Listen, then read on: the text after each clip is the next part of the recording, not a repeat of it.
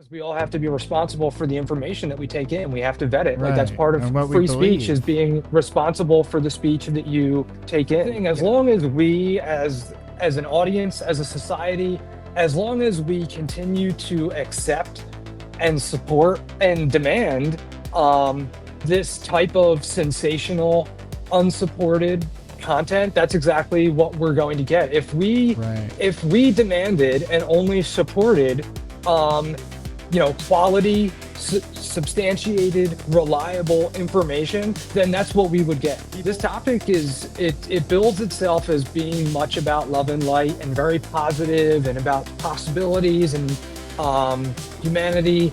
And I find very much it's the complete opposite, whether intentional or not. Even Elizondo is literally waving the flag of transparency, accountability, disclosure, and doesn't live up to any of those, and it's okay. The community has, it seems, really turned on him recently, which is nice. It's nice to see after all Yes. these years of trying to convince people to just be skeptical towards this Right. guy.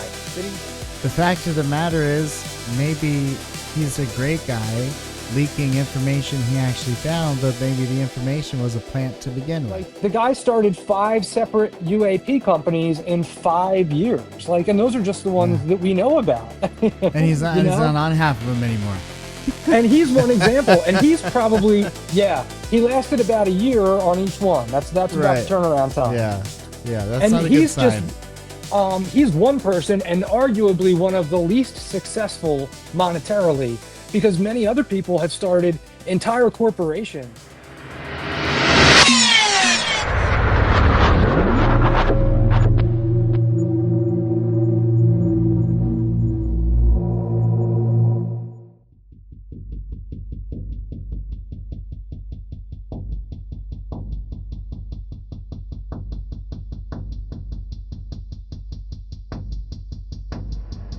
The Director of National Intelligence, James Clapper, calls me, Mike, I need you to go through all of it. I need the team to go through all of NSA's holding all of its files, and I need everything that you have on UFOs. And I'm like, what, sir?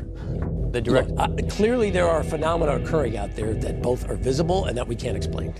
I don't know what causes them. I don't know what they are. I don't know why.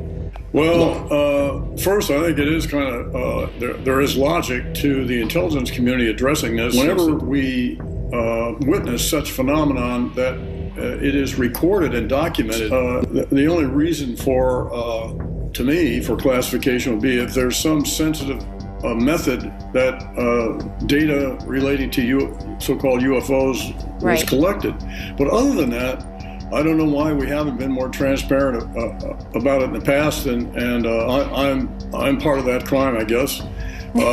And my former capacities were, I didn't insist on more transparency with respect to this issue. I think it speaks to the breadth of the challenges that the intelligence community has, and specifically of real Haynes. And I think this is why it's not a bad idea the intelligence community be in charge of gathering whatever data there is. When I served in the Air Force, there was an active program to track anomalous activities that we couldn't otherwise explain, many of them connected with ranges out west, notably Area 51.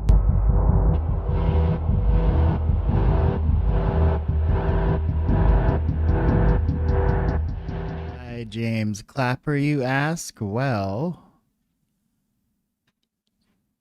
David Grusch came out and pretty much all but named him as a legacy gatekeeper this last week, if you happen to miss it. So pretty interesting development. At this point, as far as I know, we have the 2 names that have been floated out there are Gaffney and now James Clapper. And you literally heard him say there that, well, I guess I was guilty of that, not pushing enough information out there and allowing people to have information to that kind of stuff, maybe when they should have. So very interesting development. We'll see if anything comes of it. Welcome back to the Gabriel Speaks podcast, Gabriel Speaks show. I'm so glad you're here. Don't forget to hit the little like and subscribe buttons if you're here, and make sure and share this out there if you're enjoying it. Gonna have a wonderful guest on tonight, Steve Long. Steve has been super interactive with the channel for a while. Steve has been a UFO researcher for a long time. And we're going to get his perspective on, boy, just kind of the recent ethos. I love having on guests like Steve because they do it for the passion. It's not doing it to get rich or get clicks or get likes or any of that stuff. He does it because he had an experience and he's passionate about it, which is really similar to my story. I had an experience and I just want to know more now. So without further ado, let's go ahead and get Steve on up here. Mr. Long, how are you, sir? Hey, what's happening, man? How's it going? Very good, very good. How are you doing this Sunday afternoon? Oh, I guess it's Excellent. evening, isn't it? Yes, it's very much evening here on the East Coast right now. But I'm doing good. Thanks for having me on. Thanks for inviting me. I really appreciate it. I enjoy your show a lot recently. I try and catch it when I can, join in when I can. That's great, man. Yeah, I love having you chime in and help me kind of navigate through all this craziness. And I know how you have a long history of researching this stuff. How far back does it go? So I mean, really back to the 90s, I guess, but truly researching the topic would go back to around 2020. The 2017 stories came out, and I thought maybe now was the time that I might be able to find some more information. It seemed like things were maybe going to finally start coming out. And then when I started, slowly looking into stuff then, and when COVID happened, it really gave me the time to dive into this stuff that I'd wanted to, for so long. Again, and I was surprised at how much information I had remembered from years ago, stories I had remembered as a kid that I had just taken at face value. I was surprised at how much of that was really just based on anecdotal testimony and not as solid as I had remembered from all the years before. Yeah. Isn't that it interesting how the anecdotal testimony given time becomes, fact in some cases? And it's like, well, that was kind of questionable to begin with, but I guess we're just taking it as fact now. I've seen that a lot, especially with, some of the cases out of the 80s and the 90s and some going back farther than that. So you say you really started the interest in the 90s. What happened in the 90s that sparked your interest? Yeah, I had a sighting in the 90s when I was a kid, around 1997. I would have been about 11 years old. And I had a triangle sighting one night, pretty low and close. And it sparked an interest for me. Now, the truth be told, I had I think, an interest in the topic even before then. And I had even heard of, triangular UFOs just through things like Unsolved Mysteries and stuff like that. But yeah, that would be the real genesis of my interest in the topic for sure. Yeah. And I know we've talked about that a little bit because that is very similar to me. It was mid 90s, I want to say, early 90s to mid, like 92 to 94, somewhere in there. Okay. Pacific Northwest, laying on a field with my sister, staring at the sky, at the stars, fun stuff you did in the 90s. And no cell phones, nothing like that. And yeah, Triangle Craft had 3 lights, 3 white lights, and then 1 reddish amber colored light in the middle. I'm terrible with like estimating height, but it definitely was closer to the ground than you'd see a commercial flight. Like it was Okay. Probably, I don't know, a few thousand feet off the ground, not super high, Okay. and moving way slower than it should have been. And then it just kind of literally like stopped in its tracks, made like a 90-degree left turn, and then just took off. And like, we both just lay there and kind of looked at each other and we're like, huh. And I remember getting up and walking down that hill, and I remember talking to my sister about it. Like, what do you think that was? And she was just like, I don't know. And it just, we, just never talked about it after that. But it never, ever left my mind, because it was just nothing like what we've seen, like we don't Right. have stuff that can do that. Like, it just wasn't natural, as far as I knew at that time, Have you guys talked about it since? Yes, and she doesn't remember. Interesting. Yeah, she was like, Interesting. what are you talking about? I'm like, what are you talking about? Like, it's a vivid memory for me. She's like, no, I don't know. I mean, she's a few years younger than me. Okay. So, she's like probably 9 or 10 at that time. But Okay. yeah, she doesn't, and that's how she was when I remember, like, when we left, she was just so nonchalant about it. She's like, I don't care. I mean, so whatever. And I was like, dude, that thing just like stopped and turned left and just took, like, planes don't do that. No, yeah, whatever. So, And how fast, when it took off, how fast was it, would you say? Like, did it disappear in an instant or? yeah, it was just gone. Interesting. It was just gone. Yeah, I mean, it maybe took a few seconds to, maybe a second maybe to get going, but yeah, then it was just gone. So Very cool. Very cool. I mean, it's funny because I've always thought, because I like I said, I have a triangle sighting, and I've always wondered, like, I wonder what it would be like if somebody, I always wanted someone else to have been there with me, right? To have experienced it, to, Yeah. validate what I saw, tell me, what they remembered. Maybe they would remember things differently. Almost always Right. that's the case when there's multiple witnesses. Interestingly, well, memory's the worst, right? Because for sure. it can alter things, like, literally. Absolutely. Yeah. Yep. Yeah. It's, yeah, every time you're remembering something, you're kind of remembering the last memory of that event, Yeah, right? exactly. Yeah. Exactly. So, but Well, definitely, oh, sorry, I go definitely ahead. remember it being, no, I was just going to say, I definitely remember it being insane. And I'm sure there might be little differences. But it was a pretty incredible event in my eyes. Yeah, and that's the one thing, regardless of, the reality or whatever, it's something that was powerful or, left a mark on us, right? And Yeah. there's, that's certainly important. Now, for me, there wasn't anybody with me, and I saw mine here on the East Coast in southern New Jersey.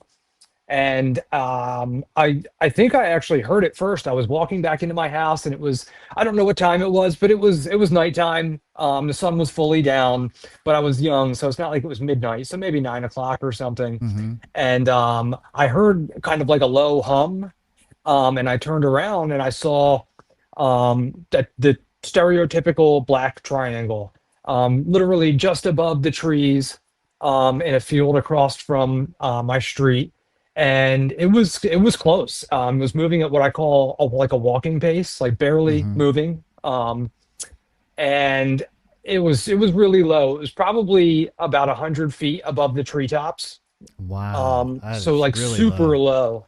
Yeah. Yeah, I couldn't have hit it with a rock, but I probably could have nailed it with a golf ball. You know what I mean? Like, it was close. Yeah. Yeah. Um, and later, and since, like, I kind of went because it was taking up like 3 yards and houses across the street from me. So, I guesstimated its size to be about 300 feet, which Mm-hmm. ironically is a popular number that you hear.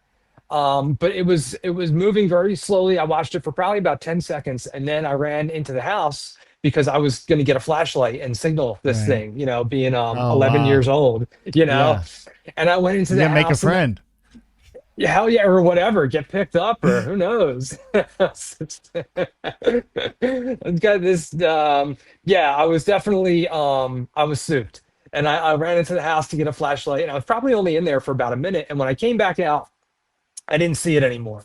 And to be truth be told, if it was floating, it was so black and so dark, and it didn't have any lights on it at all, except for one red light on the side of it towards the back. Okay.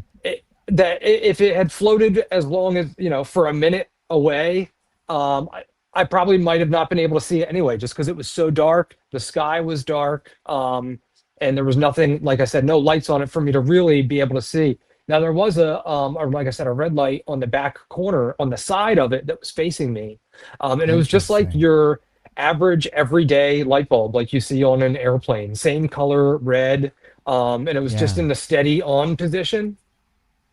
But like I said, I came back out after a minute or so with the flashlight, and it was gone. And I didn't, tell anybody about it when I went back in the house or anything. But the next day at school, I remember out in the play yard, there was a kid talking to a bunch of other kids, and he was telling them that he had seen the same thing. Basically, he was telling them Wow. what he had seen, and those kids did not believe him. And I almost went over there to like talk to him and be like, "Hey, I saw it too," but I saw Right. what was going on, and I was like, "Nah, I think I'll keep this to myself." Just stay out of this one. And I did for like Poor 20 years. bastard. Yeah, poor kid. And he lived in like the next town over from me, probably like less than 5 miles. Hmm. But yeah, I didn't tell anybody for probably like 20 years. I think my wife was the Wow. first person I told, Yeah. and Yeah. I was super, I mean, I was psyched. Like I said, at that age, being, a child in the 90s, I had already heard all about UFOs, triangle UFOs. I was souped. And although it was something that was interesting to me, and I felt really lucky to have been able to have witnessed that. It's not like at that point I was just into UFOs and I went to school the next day and I got UFO books and stuff. Like Yeah. for me, I had seen and I believed, and I didn't need to convince anyone else of it. I didn't need to tell anybody about it. One day other people would find out too. Is the way that I That's felt. very similar to kind of how I felt. Was like, I know what I saw wasn't anything normal. Now, at the time, I was convinced it was alien. Likewise, because that's Yeah. what we had already been predisposed to, those narratives, right? We had already been Right. seeded with that idea. So when I Yeah. first saw it, I thought the same thing, whether it was alien or whether it was some type of back engineered technology that was being operated by humans. I felt that it was some type of alien craft, something that big, that large, that could just Yeah. float in the sky. Yeah, I felt the same thing.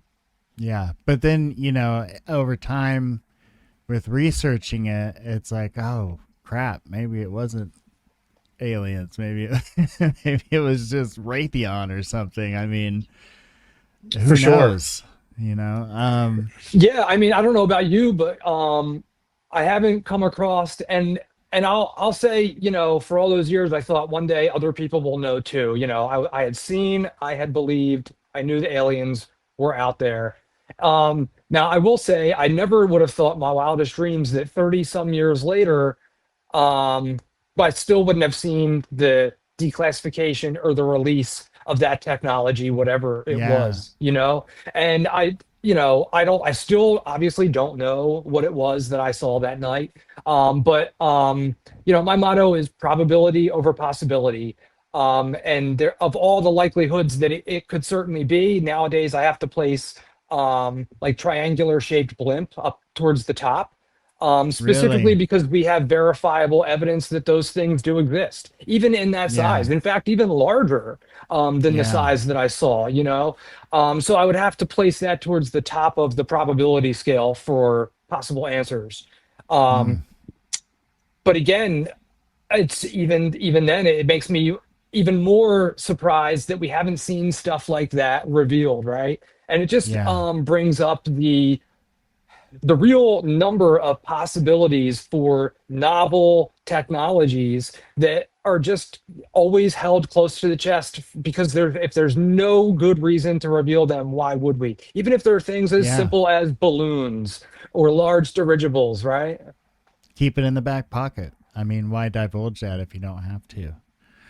For real. We have Yeah. people like John Powell of JP Aerospace, and he has triangular shaped dirigibles, blimps that he's been working on for years out in the deserts with, in Mm-hmm. conjunction with universities and the government and other things. And Right. while he said, he himself has never built one of these specifically black triangle shaped, TR3B type things, Right. he says that, his patents and the patents of everyone else are totally open to being used, exploited, improved, and expanded upon by the U.S. government, Right. and they don't even have to seek his approval to do so. Um, Now, is that the gentleman? Because I remember watching, it was some local news report there in Phoenix, and this gentleman during his interview, he's like, "Yeah, I knew exactly what the Phoenix lights were because I made the Phoenix lights," and then they proceed to show this giant kind of triangle blimp that he had been developing for years and years. So it must have been either him or someone using similar technology, but yeah, that that's the sounds a belief of a little. lot of people. Yeah, and that sounds a little. John Powell's typically very reserved, and I'd be surprised if he said something like, "I know what the Mm, Phoenix Lights were, it and might I've have been been working someone else. on it." Yeah. Yeah, but that just also highlights the fact of how many people are working on those things, and he's been somebody who's been working on them for decades. Just think about the projects that are only around for a mere number of months. Where they're just Right. doing one or two trial runs of something. Yeah. Yeah. And Things that are just demonstrators, not even full projects. you're super interested in the kind of hidden tech part of it, right? That kind of side of things. Well, for sure. I mean, obviously, because of the sighting that I had and the possibilities that connections possible raised between that and hidden human technology. Yeah. Yeah, for sure. How do you so one thing I wanted to get to is kind of discernment. And you say you really kind of started hitting the books around 2020ish. So, around 5 years in, really Mm, hitting the books heavy in it. How do you determine what to spend your energy on? Because you can mm. go in studying this all the way from cosmology to what the shitting habits of the Orions are, right? Like it's literally Yeah, that broad. So how do for you, sure. when you're looking at this stuff, like how do you discern that? Like what am I going to waste my energy on? Mm. Cuz we got like one life, right? Right, So right. where do you usually draw the line in the sand at of what to study, what not to study? Well, I mean, that's a part that's really up to the user, so to speak, obviously, where you think your Sure. interests lie. Yeah. Um, for me, obviously things that are going on in current events typically take a front spot, and Right. also um the most because I'm more focused on what is the verifiable elements of narratives or claims. So therefore I'd like to have something that I can bite into. If somebody just has a fantastical story about how they're a 20 and back soldier, there's Oh not boy. much I can do with that. Yeah. You know what I mean? Yeah. So I'm more interested in things that are um, more credible, so to speak, or at least can be investigated, and things that Right. are momentous or really have an effect on the topic and the way that people perceive it, the way that the government investigates it, that kind of stuff. I tend to go for the more tangible aspects, personally, but it can be tough. There's so much happening just on a day-to-day basis in Now, the topic. when you say tangible, do you mean like we got paperwork, we have data, that sort of thing? Well, or at least there is the opportunity to have those things. Again, somebody comes across and they just have stories about being a 20 and back soldier. I can't do much with that. You know what I Right. mean? It's not you can't really confirm that with anyone. Yeah. Yeah. Yeah. Interesting. All right. Well, so of the things you have looked at, what are some things that have really piqued your interest over the years? As far as you feel like maybe there's more to it than any kind of prosaic explanation. Or is there one? Well, no, and that's to your point. I don't really know that there is. I've not, or should I say, I've not found any credible, verifiable evidence that there is anything more than prosaic answers for these claims and narratives, whether it be, geological aspects, astronomical aspects, misperceptions, outright lies and hoax. It runs the gamut.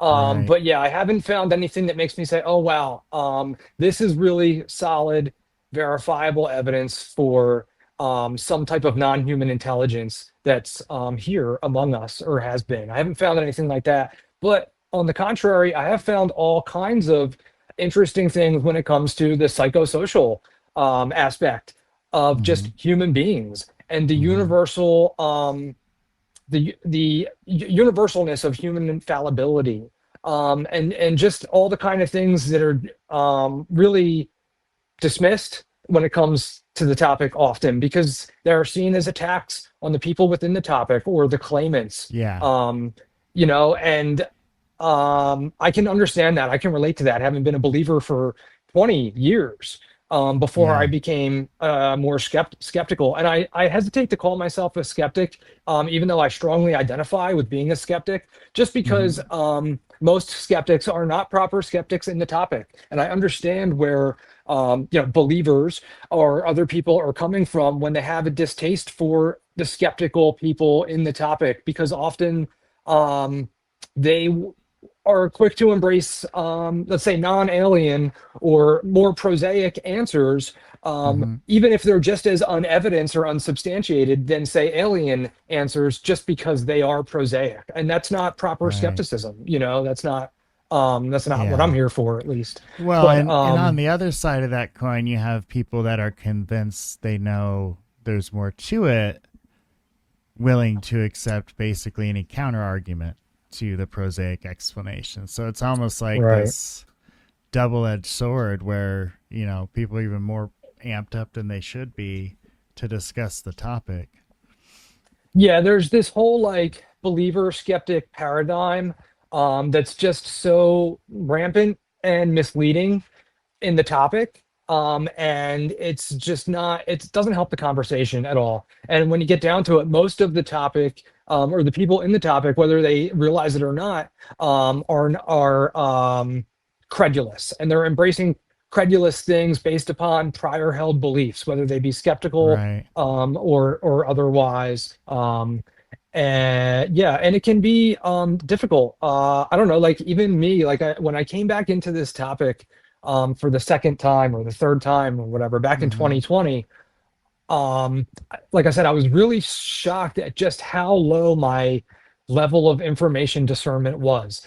I Yeah. was really surprised at just how many things I had accepted as valid and factual based on what I thought was good evidence, which was really Right. not. It was just anecdotal evidence. And I was embracing fallacies at every corner, which is really what this topic is based upon: logical fallacies like appeal to authority, appeal to ignorance. These are the foundations of the topic. Right. A And credible, high ranking person who should be in the know is saying something. Why wouldn't I believe that, right? They're credible. right. They must know. Well, and Um, you have the mainstream media too, right? yeah, Like it or not, they're part of the zeitgeist. And so if you have the big three, four, whatever 24-hour news corporations out there covering this, going, yeah, this is real. This is who's leading it. It adds a level of legitimacy to everything, right? for sure. For sure. Yeah. Um, So now I know you mentioned with some of the older cases, Cash Landrum was one that you were interested in. Why did Cash Landrum interest you? Well, first, it's one of the early cases that I remember as a child having connection to, and seeing probably on Unsolved Mysteries or whatever. So cases like that and Rendlesham and the Ariel School, one I have a nostalgic like and love for, but Sure. two, Yeah. they are of the more um at least for the UFO topic, they're among the more credible stories, right? They have multiple witnesses, and they just have more to kind of bite into than Yeah. the average case. Yeah, and again, even though as time has gone on and my view of the case has become different, it's become it's just as interesting to me. Again, um, all these cases, when you scratch below the popular veneer of the Hmm. story, the popular lore, Hmm. rather than finding anything that's non-human, you find human elements and humanity in these cases. And it's really helped me, like I said, to just improve the way that I look at all situations and information, and people. And Cash Landrum's a really, really interesting case, right? Like, I don't think that those women were just making that story up, right? I don't think they were lying Right. about it. They had an experience, right? Something happened there. That much we can say, which is much more than we can say for many other UFO cases. Right. Well, and you have the son's testimony, and um if that was made up, it would just be so hard to believe they made the whole thing up when you hear him testify, and when it matches up with some of the injuries to them. But then, like you're saying, could it be this prosaic explanation, maybe some weird technology that's classified, and I don't know. But then they Right. they lost that lawsuit. So, you go back and forth because you're like, well, it's the government that's judging that lawsuit. So if they need to keep this private in the name of national security, they can't lose that Sure. lawsuit. So it's very Sure. interesting, a lot of it. Oh no, really, really is. And the thing for me, again, is like the human elements, and it's really, even after ev evaluating the story, whether I don't know any skeptic, no matter how informed and knowledgeable they are about this case, that thinks they know what happened that night, which is, again, really Right. rare for a UFO case. Most of the time, the skeptical community has come to at least one pretty solid conclusion about what they think happened based upon the evidence. No one really Yeah. has a guess as to what they saw that night, Right. and that's really, really, again, an interesting aspect for the case. But there's just, again, so much to bite into, and we have so much evidence, and the case was covered so much at the time that we have so much video evidence. I Yes. think me and you were talking about the car recently, because I think you covered some of this with Luis during Yeah. his interview. Yeah. Mm-hmm. And, Mm-hmm. so many elements of the case are unreliable and exaggerations and speculations, and they were taken on as fact, and they just became cemented in the lore as if they're Yeah. factual. And again, that's Right. like UFO, that's ufology in a nutshell, I guess. Right. And um that's the thing, right? Like, if you're a true believer, I'm not saying everyone, but if you're a true believer, some of these folks believe it's okay to exaggerate these stories because Mm. if it's going to get more eyes on it and it's going to wake people up to the truth, then that's okay. Right. And I've literally heard people say that, and it's like, wow. I've And specific reference to this case, like, hey, even if they were exaggerating, they felt it was the government's responsibility. So, Mhm. which was also kind of a weird thing. Like, I don't know why you'd blame the Air Force unless you thought it was theirs. Yeah, yeah, and that specifically, I think, was based upon the alleged helicopters that they claimed to see, helicopters which would 23. only be operated by a specific wing in a specific area, which I think, as you just noted, they said they saw like 23 of them, which Yeah. there wasn't even 23 of them in the area. Like, they would have to have been brought in from all other areas of the United States, Right. to have 23 of those Chinooks in that one area.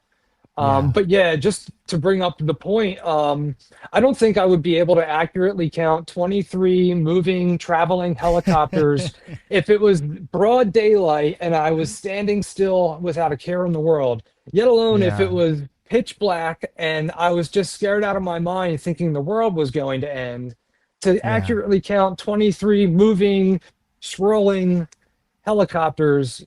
Right. It just defies credible belief to think that, if they said, well, we counted 5 helicopters, I'd be like, yeah, that's probably an accurate number. 23, Right. it defies belief a little bit. Yeah. But Yeah. like you And said, it her, gets to the point where the exaggerations are kind of acceptable yes. in order to help convince people. And I can relate to it for myself.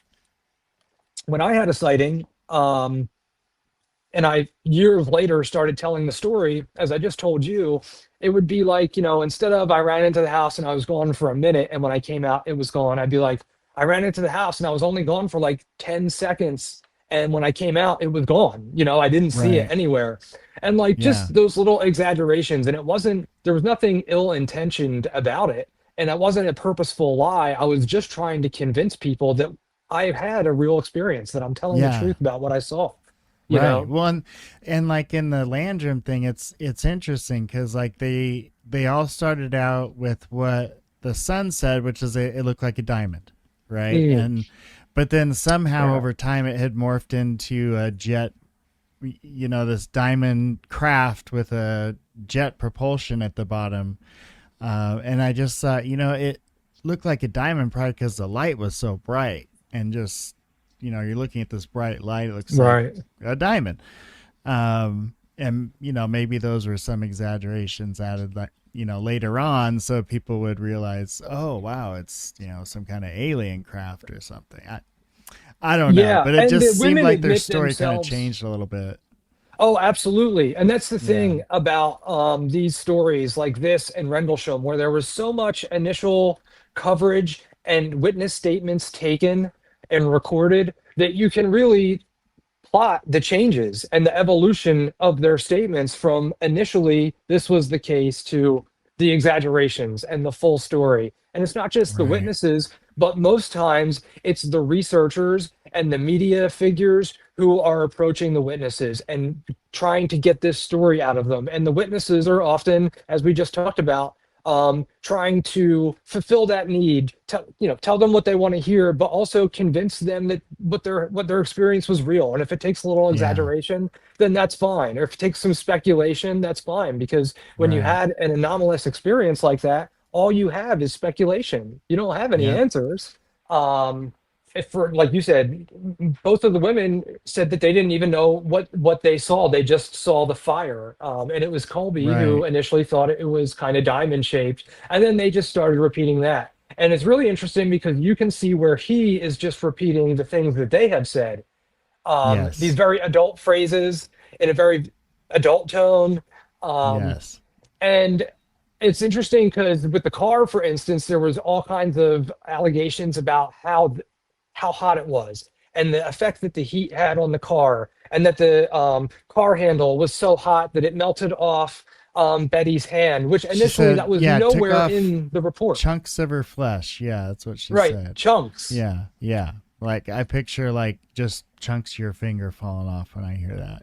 And you would think that there would again be proof of that, photographic proof of Yeah. that. That sounds like a really serious injury, but Right. again, none of that was in the initial report, and it slowly built from just being hot to the touch to being so hot that half of her flesh melted off, or tore Right. off. But also they talk about the dashboard and how the heat was so hot that it melted the dashboard, and that there were handprints in there where Vicky Landrum had put her hands. Right. That's If right. you look at, and this was taken just 2 or 3 years later, but a Japanese documentary company that did a ton of UFO documentaries in the 80s and 90s, Nippon, went there and interviewed them at their homes. They had, the car, the women got in there and reenacted it, and they show you this dashboard which is allegedly melted and disfigured and disformed. Right. And you literally, it's not, it's totally like straight flush. There's a tiny bit of like wear and tear in there, Oh and like it man. wasn't a solid like metal dashboard or anything. It was like the soft upholstered kind of stuff that they had, like the plush 1970s soft material, and it just got a Right. little bit of like wear and tear, like minor like pressure indentations, not like handprints, not major warpage, but like these Yeah. are just the elements of the case that we can prove to show that they don't match what the popular narrative became, right? Right. Inside the car, it was so hot till my handprint is yet on the dashboard of Betty's car.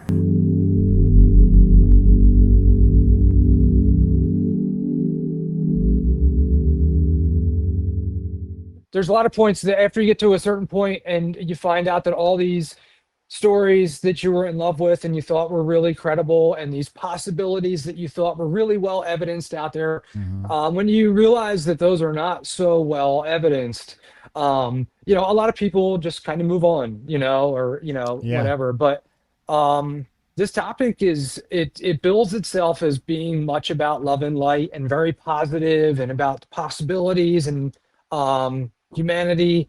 And I find very much it's the complete opposite, whether intentional or not. Even Hmm. these cases, the witnesses involved, and even the researchers that get deep into researching them and doing media pieces on them and stuff, almost invariably they do not beget many good things. Even if they bring Wow. some Okay. monetary some monetary windfalls and stuff here and there. People generally have just emotional turmoil and just all kinds of things tied up into this one experience or this one thing that they're connected to. Um, Yeah. and it can be tough Well, because a lot of it is just an event that happened that they just didn't understand. And then rather yeah. than either accepting a lack of understanding or slowly trying to grasp some understanding with a truly open mind, they get pigeonholed into these things. And a Right. lot of times they get propped up publicly and become voices and figures of these things. And then they're tied into them. And there's a lot of pressure in there. And then just the constant unknown and not knowing. Yeah, it's interesting. I was just watching. You had mentioned Rendlesham. I was just watching a documentary from the late '80s or early '90s on that case, and Hmm. it had all of the early researchers. Jenny Randalls, Dot Street, Brenda, they were all in there, and every single one of them ended up walking away from the topic multiple times. They had divorces. Their Yeah. kids never saw them because all they were doing was chasing this case with every free moment that they had. And they never Yeah. really got anywhere except for finding out the things that and information that they fought so hard for before and sacrificed all those things for turned out to not be what it was presented as, turned out to not be true. And there was just another thing to chase. Um, Right.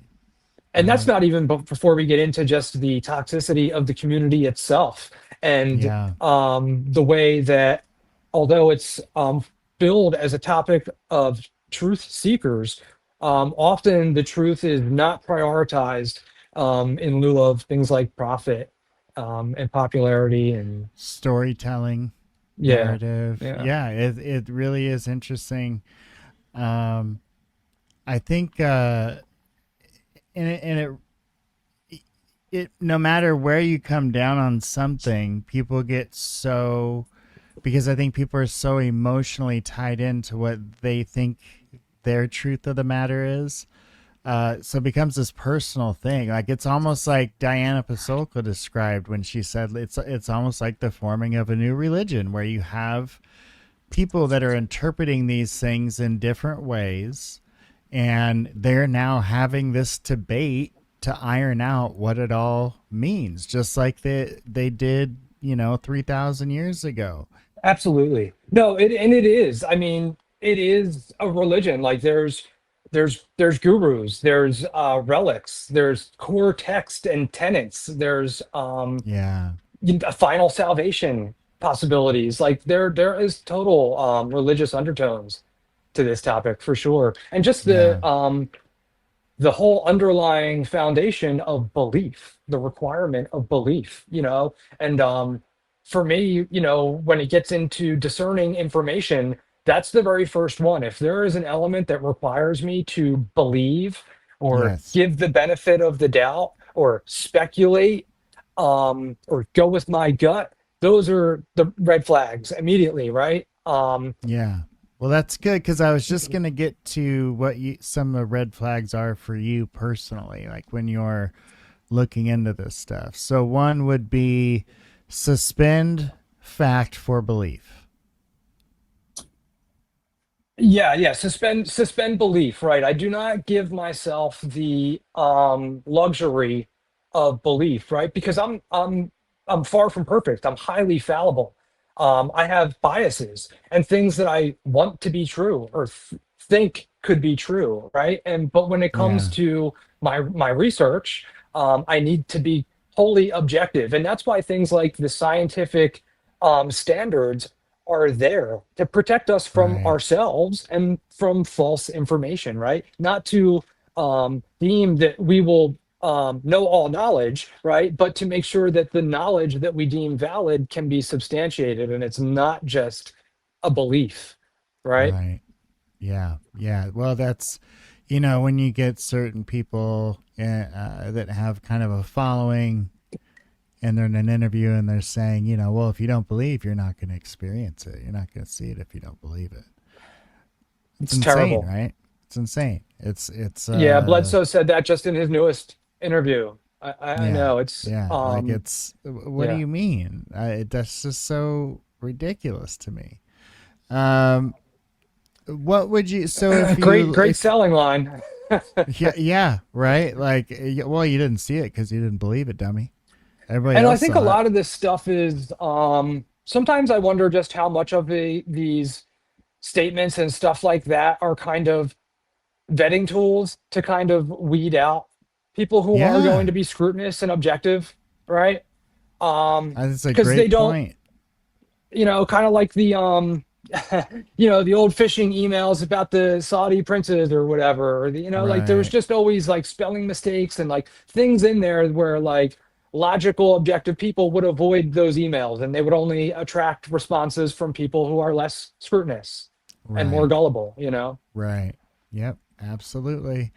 And it's a shame because when I had Brian Jackson on, he's been doing this for 40 years, and he said, I don't even know if you can call it a community. It's people that are not getting paid for their work, and it's a passion project for most of us. It's just a lot of people interested in the same topic and a lot of different beliefs and what it might be.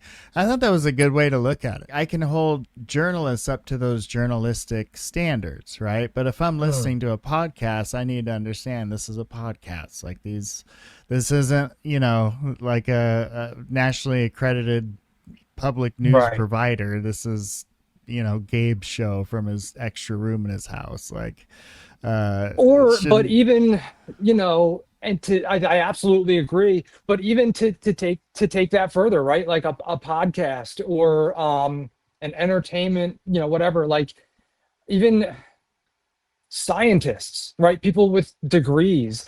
Hmm. But if they're not in the lab and they're on a podcast and they're not maintaining scientific standards, right? And they're speculating or allowing for belief, like they're not being scientists, and that we probably shouldn't be looking to entertainment content producers whose Right. first and foremost goal is to create profit, right? Yes. That's Yes. the first one above anything else. And if they're honest, they'll admit that. Um, Yes. and we probably shouldn't be looking to them for candid, reasonable, transparent information. Right. Because that's not what they're there for, even if they're pretending to be so. Right. Right. Yeah. It's there's shows where it can be fun to think about some of these things almost as like a thought experiment. What if this were the case? How, what would that be like? But there's a percentage of Right. people, like you're saying, that will take that to the bank and they'll run with it, unfortunately. And, what do you do about that? Uh, what do See, you and the do tough about that? thing is because, and it's not even like if we're talking about the audience, it's not even necessarily their fault, although it is. because we all have to be responsible for the information that we take in. We have to vet it. Like that's Right. part of And what we free speech, is believe. being responsible for the speech that you take in, Right. Right. Um, but the audience could almost be forgiven because the information is being presented that way. It's not being presented as, these are possibilities, these are my beliefs. Right.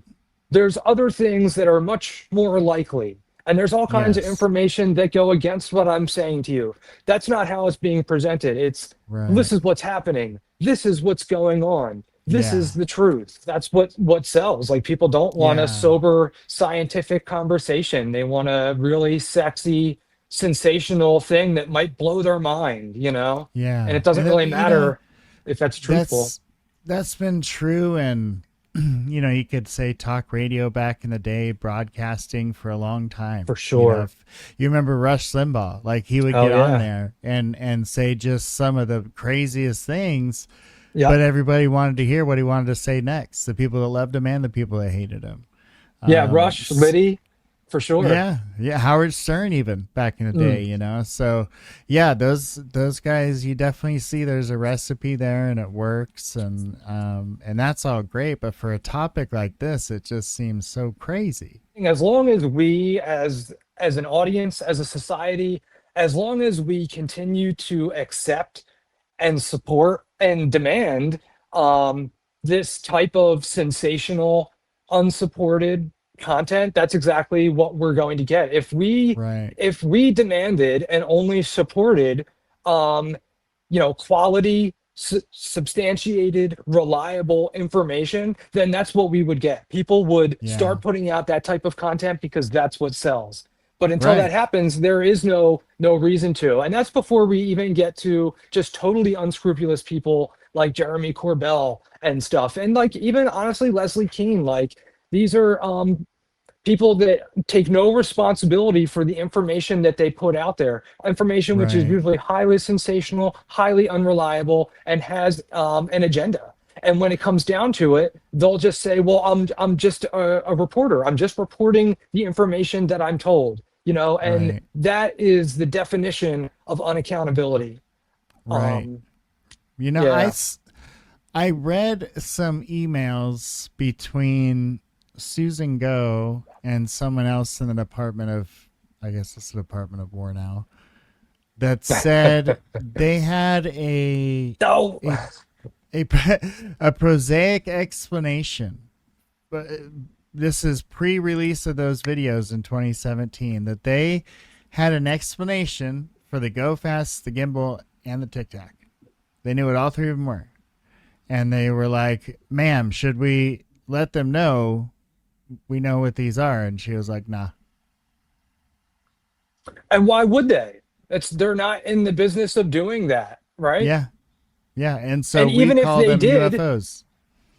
and even if they did, that information wouldn't have been taken into account anyway. It's not like they would have said, "Oh, wait, these videos are really just balloons, drones, and UAS," right? It even says it Right. right here on the receipt that Elizondo filled out for them. Call the Right. whole story off. We need to reinvestigate this. That it wasn't, they would have just buried that information and continued to put Yes. the story out there. And that's not speculation on my part. That's literally what Leslie Keene has admitted to doing in that Yes. 2017 story and others, saying that it's Yes. important to omit things and to massage the message so that it's more palatable and that it brings more people to their cause, right? And that's not journalism. No. That's advocacy. That's Yes. propaganda. Absolutely. Absolutely. And I have heard some speculative things about her at UFO conferences spreading rumors about end of days type stuff. Yeah, So that's troubling if that's the truth. for Why? sure. Yeah, why that? Because that just adds to that whole, and on this topic, narratives, right? It's almost like we have these different groups out there representing different narratives. It's like you have the group that is, this is a threat to national security. You have the group that's like, they're all altruistic and they want to help us and make us be better and this and that and the other, and then you have all these kinds of crazy stories and explanations in between. Right. And then you have the Air Force telling us, oh, we've been lying about UFOs since the 50s to, test things and, not just craft, but also people, see who we could rely on and who we couldn't rely on. And I mean, the whole subject is just covered in confusion, and ops and everything else. And personal cognitive dissonance. We were just talking about Luis Elizondo, and the community has, it seems, really turned on him recently, which is nice. It's nice to see after all these years of trying to convince people to just be skeptical towards this guy, that he doesn't provide any evidence, that the evidence we do have go against what he's saying. So it is nice to see it. I will say he'll rise again. We've been here before. Oh, we know it. He's already has a second book coming out. Yeah. Right. It's crazy. But, if we talk about the deception and the lies, time and time again, we were shown conclusive proof that he was being deceptive and lying, even down to, like we just talked about, the release of those FLIR videos in 2017. When we finally got the documentation for the release, it was literally listed on there that they showed UAS, drones, and balloons, right? Yeah. And people just made an excuse for that. Well, he had to lie because if he put UFOs on there, they never would have released them. Like, there was always an excuse for his outright lie to you, right? Proven lies. And there's endless understanding for him, right? And he's not alone. That goes across the board for almost all these people. Meanwhile, we talk about the government, right? And the military and the intelligence community, who have no there should be no expectation that they are going to be upfront, transparent, and honest with you, because there's no expectation. Their whole thing is protecting information, defense, right? National security. Meanwhile, Elizondo is literally waving the flag of transparency, accountability, disclosure, and doesn't live up to any of those, and it's okay. No. And it's just, there's this weird disconnect. Meanwhile, there's no understanding for the fact that the government is, or we'll say the military and the intelligence community is supposed to be secretive. That even the most minute and mundane information that you think can do no damage could be totally useful in your adversary's hands in ways that you would never even imagine. And for that very reason, they overclassify everything as a matter of procedure. And we can certainly debate about the merits and values and what we think would be better. And I'd love that conversation. But that's just the reality. And there's never any understanding for that reality. And the bottom line is, that these calls for disclosure, it's a fool's errand, because even if the government was to come out and just expose everything, anything and everything under the sun that they have, every project, every last piece of, secret tech, if at the end of that, the God's honest truth was there were no aliens, there were no crashed alien UFOs, so there was nothing to release. Even if they released everything and there were no aliens, a lot of people in the UFO community would still say they're still hiding the truth. They're still not telling us the truth about aliens. And at that point, 100%. There's literally nothing the government can do to convince these people, because the only thing they will accept is the further reinforcement of what they already believe the truth to be. And we've seen it time and time again. Do you feel the government kind of dug themselves out hole, though, by running these you have Jim Lukatsky saying on the record they accessed an aerodynamic craft that had no but he said that as a private means citizen of propulsion, but it got cleared by the which is a red CIS Dopser, or it was a okay, got cleared which by is Dopser. a red flag that it's probably not true, because if it was the truth and it was really that secretive, they would not have allowed him to say that. Dopser is not a fact checker. Their only thing is to make sure classified information doesn't get out. So if you're telling me that this is classified information and they signed off on it, that's an incongruous thing. It just defies their entire reason for being. So you think that's a potential piece of misinformation? Well, whatever it is, maybe he believes what he's saying is the truth. I don't know. But I can say he that said if he that accessed it, I think. Yeah, Like and he was again, actually there. we don't know. We've seen these types of statements time and time Yeah. again, right? And then when we get down to it, we find out that, well, he was kind of exaggerating a little bit. And this is what the Well, real that's truth was. And that's it what I was wasn't thinking. It's probably some conclusive. Chinese drone or something. Right, Like, right. All kinds of possibilities. yeah. Exactly. He's like, but this is what I can say is that it was a craft. It was aerodynamic. We couldn't figure out the propulsion or the fuel, means of fuel or whatever. And that's all I could say. And it's like, well, that leaves So a lot up to ambiguous. the imagination, you know. Always. But here's the Right. thing. So have like they with done this to themselves by doing stuff? Well, that's like not the that? government, though. That's Jim Lukaski as a private citizen making those statements. And almost always, that's what you're going to find, whether it's from Right. Roswell all the way up to today with the Nimitz. These are private citizens almost always, right? And private Yeah. citizens can say anything that they want. And in fact, Edward Ruppelt touched on this really well when he was writing his book in 19 I guess it was 56 it came out, his report on unidentified flying objects. But he basically touched on that, and he said, so long ago that nobody really remembers when, it became government policy to not comment on anything that was said by a private citizen. And so therefore people can make any kind of fantastic claim that they want with a pretty high degree of never being exposed. And all they have to do is demand or challenge the government to prove them wrong, which they know it will not do. And that's like a cornerstone of this topic. And it has been since the early days. Again, we've done a lot of things based on almost no evidence, and from hearings and all the way up.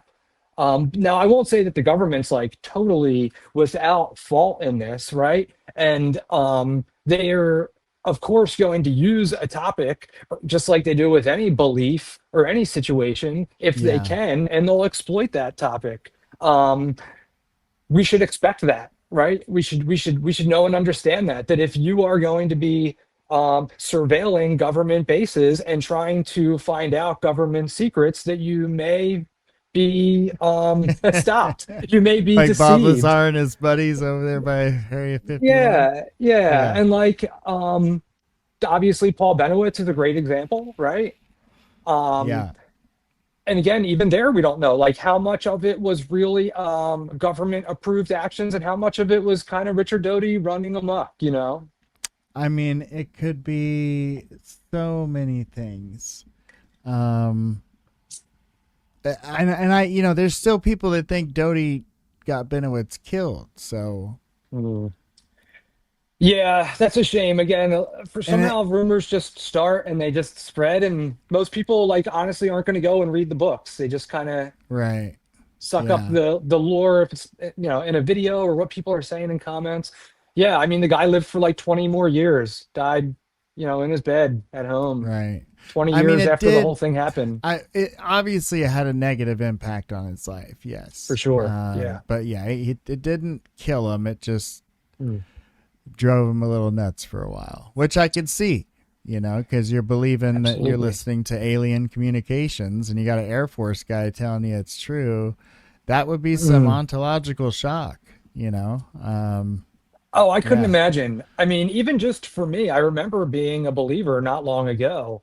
And, when I was, investigating everything again this time, 2019, 2020.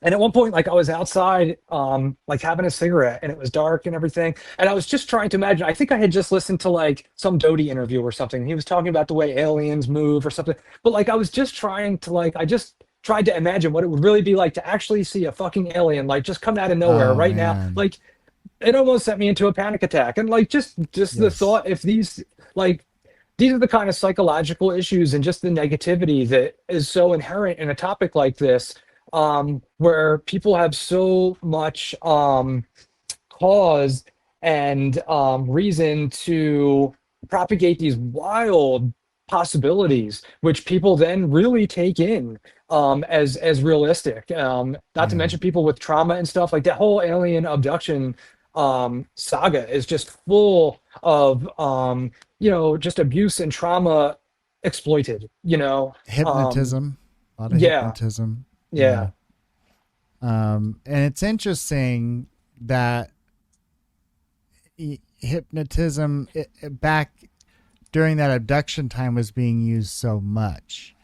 Because I think there's definitely a good use for hypnotism.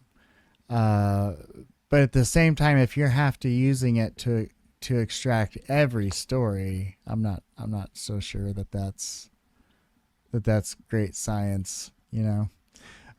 yeah. And that's the Of unscrupulousness that we get to, you know. Yeah, Somebody has it, typically the way it went is somebody would have a sighting of some kind, right? Meager, minor thing. So they could, maybe it's a star, that kind of thing. But then their kind of interest is piqued, and then they go and they pick up a book by like Bud Hopkins, right? And then they start reading it, or John Mack, or one of the others. or worse, David Jacobs. Or they were stay good day. And they read the book, and now they're starting to say, well, wait a minute, I think I might have had some missing time. Like, wait a minute, this might Right. have. So, and then they call up the guy who wrote the book, and then the guy's like, oh, we got to find out what happened to you, because obviously that's going Yeah, to give him stuff, to put in his next book. And from there, it's just like all downhill. And yeah, it's just, yeah, it was so exploitative, all man. around. Are there any cases that have happened that you've researched that have you believing there might be something there? No. Really? Yeah. Been kind of a disappointment with all of them, huh? You know, no. Yeah, I could see how you could draw that conclusion. And if your intention or hopes are to find conclusive evidence of non-human intelligence, then yeah, you're going to be really disappointed Yeah, with everything that you look into. But if your goal is to find out what the most likely evidenced truth is, then no, I'm not disappointed. It's a shame that I find so much deception, exploitation, hoax, yeah, in these things, and that's not, I want to be clear, most of the topic isn't that. It's just pure misunderstanding, misperception, and belief. But yeah, I could see how you could think it would be disappointing for sure. But yeah. um, Well, but not shocking, right, yeah, yeah, it you should be. And know. again, everyone's different, and you're obviously very truly open-minded, and that's one of the things that really attracted me to your show, is that you were willing to give everything a fair shake. And Yeah, even if at the end of that you really came to the conclusion that things were not the way that they were presented to be, and that there's a lot of holes in the narrative, you were willing to entertain that, and you weren't just like, well, there's some conspiratorial reason as to why it appears that way, but this is still the truth, right. which can really be the case for a lot of people. Yeah, Just the defensiveness of being a human being, and not, wanting to be wrong, and ego. right. Yeah, And especially, like, I know how hard it was for me, um, when I started realizing these things, and just how you can feel gullible and just kind of like stupid, and no one should feel that way at all, yeah, of course. But it's really not a good feeling, and it takes a lot of humility to face that and accept that, yet yeah, alone if you were publicly in the topic, and you were doing a YouTube show every week, or you had a podcast, or you were putting books out there, or movies, and you were publicly endorsing this, and you were arguing with people every day, and you had a whole community of people who also believed like you, and like, maybe you're making decent money from it, or paying the bills from it. Like, it could really be hard to say, you know what, I was my discernment was low. This isn't the way yeah. apparently that it was Yeah, presented. you got a dog in a fight there. You Yeah, need it to be yeah. a certain way. Yeah, And almost nobody takes that high road. And it's been cool to see. And a few people like Stephen Greenstreet, for instance, his more skeptical turn again somebody who was very publicly involved, and his show was very popular, and he had believed in Yeah. this since he was a child, and he had Yeah. done the work, he had followed the lore his whole life, um, Right. and to be, at a pretty large, organization like the New York Post, and to have done, multiple seasons of a show kind of promoting Yeah. these things, it takes a lot of humility and balls, and I respect him a lot, for staying true to the things that Yeah. he, were the verifiable truth and the verifiable Right. facts. There's been Yeah. almost none. He pointed out some really, I did not know about the connection between Dietrich and the folks at Skinwalker, and then Mellon, and then And her husband. Scientology, and her husband. Yeah. And like, I had no idea until he put that out there. So I thought that was very interesting to see, like, oh my God, it's like this group of Yeah. people, that are kind of have their hands in a lot of this stuff. A At lot least of a lot it. of the stuff that was coming out at the time. And it was interesting that all these people, right, were then lobbying the government to investigate this issue, and also setting up companies to fulfill the government contracts that they were lobbying to have created to work on this Right. issue. And Right. all this colors everything that they're saying, obviously, Yeah. and Alex Dietrich, she was that it was disappointing to learn that kind of stuff, because I'll admit that, I want to believe her. She seemed very genuine. Because Dietrich Oh, was Fravor, with yeah. Fravor, right? She was his wingman. And he's the one that seems to me like he's telling the truth as he understands it. But also, I've heard rumors that he might have been exaggerating just to fuzz, because, like we were talking about earlier, if you see something and you believe it, it Yeah. might exaggerate just a little bit. Yeah.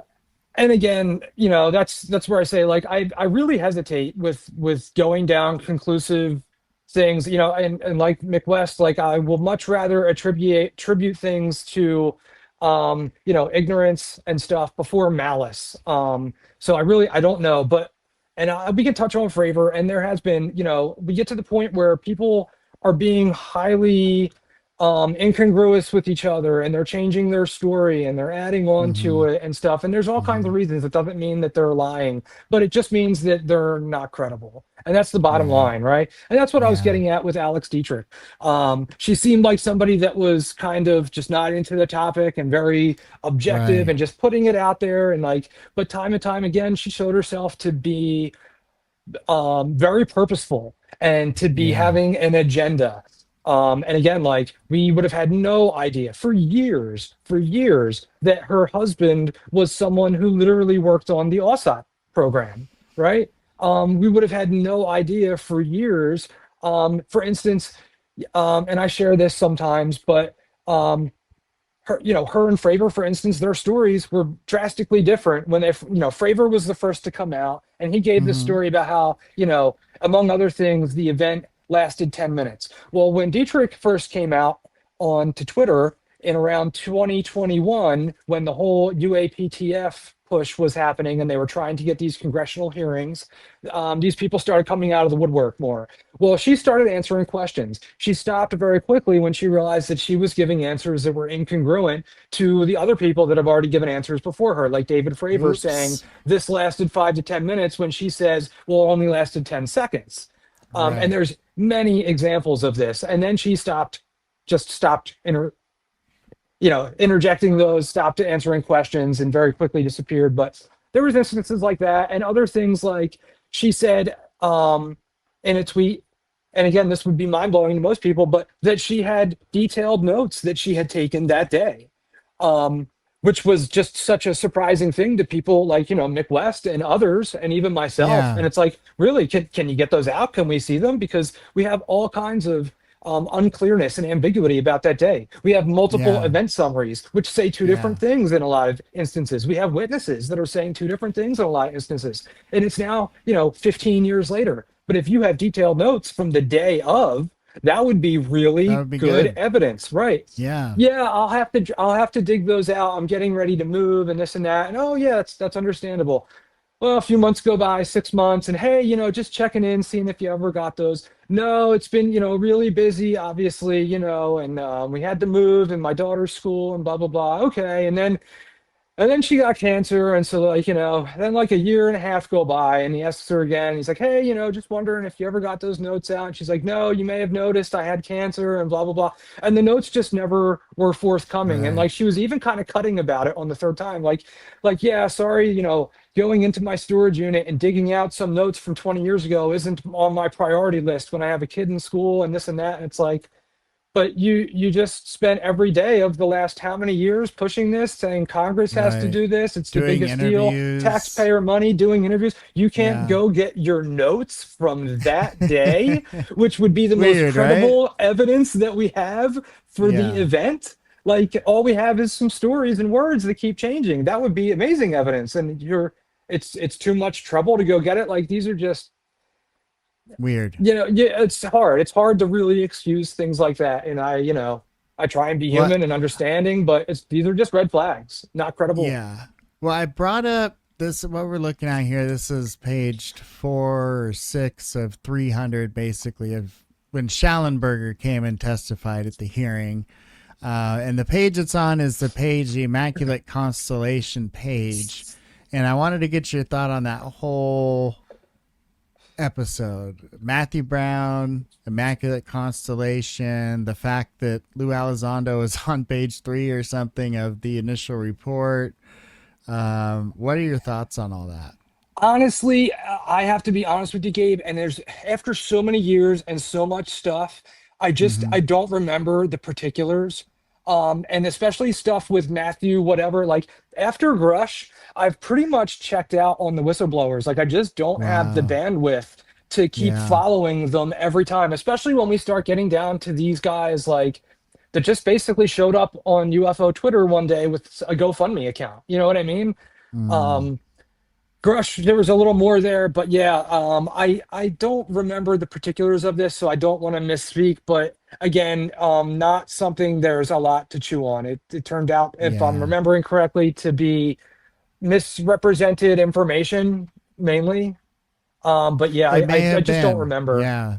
Yeah, it definitely may have been. It was, well, it was just he was organizing, the way the story goes is he was organizing some Pentagon classified files, and he came across this document titled Immaculate Constellation, that included information on a UAP recovery program to create ARVs, and had photos of our submarine drones taking pictures of Russian battleships basically meeting triangle craft in the middle of the ocean.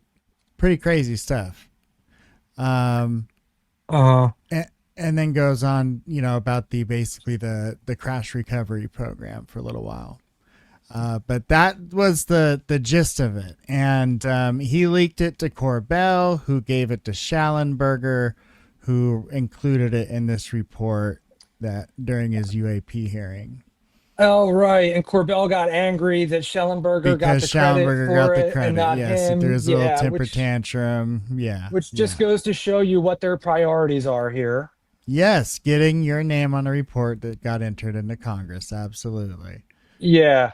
Yeah. And again, That's I what he don't cared remember about. the particulars, but I remember specifically that the Department of Defense said that they didn't have any program of such names. I remember that there Hmm. was something that was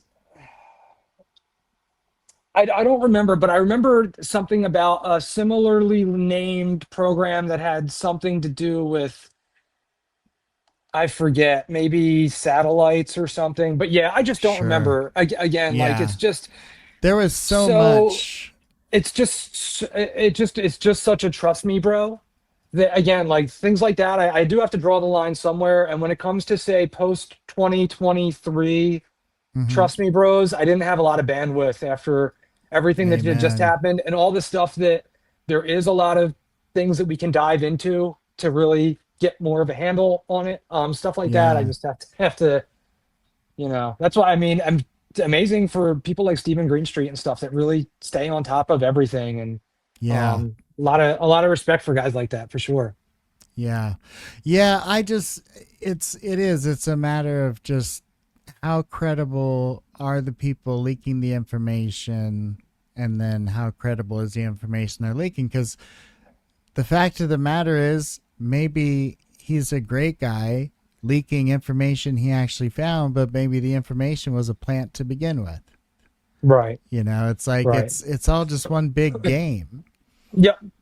Yeah. And, like you see that with like newcomers to the topic and stuff. They'll come along and find, old declassified documents and think like, oh my God, like these are government papers. Like, but really it's in there just because the government collects all kinds of information. It has National Right. Enquirer reports in there. Like there's all kinds of stuff that the Yes. government has. Doesn't mean it's valid, good information. Right. In fact, most of it's probably not. Yeah.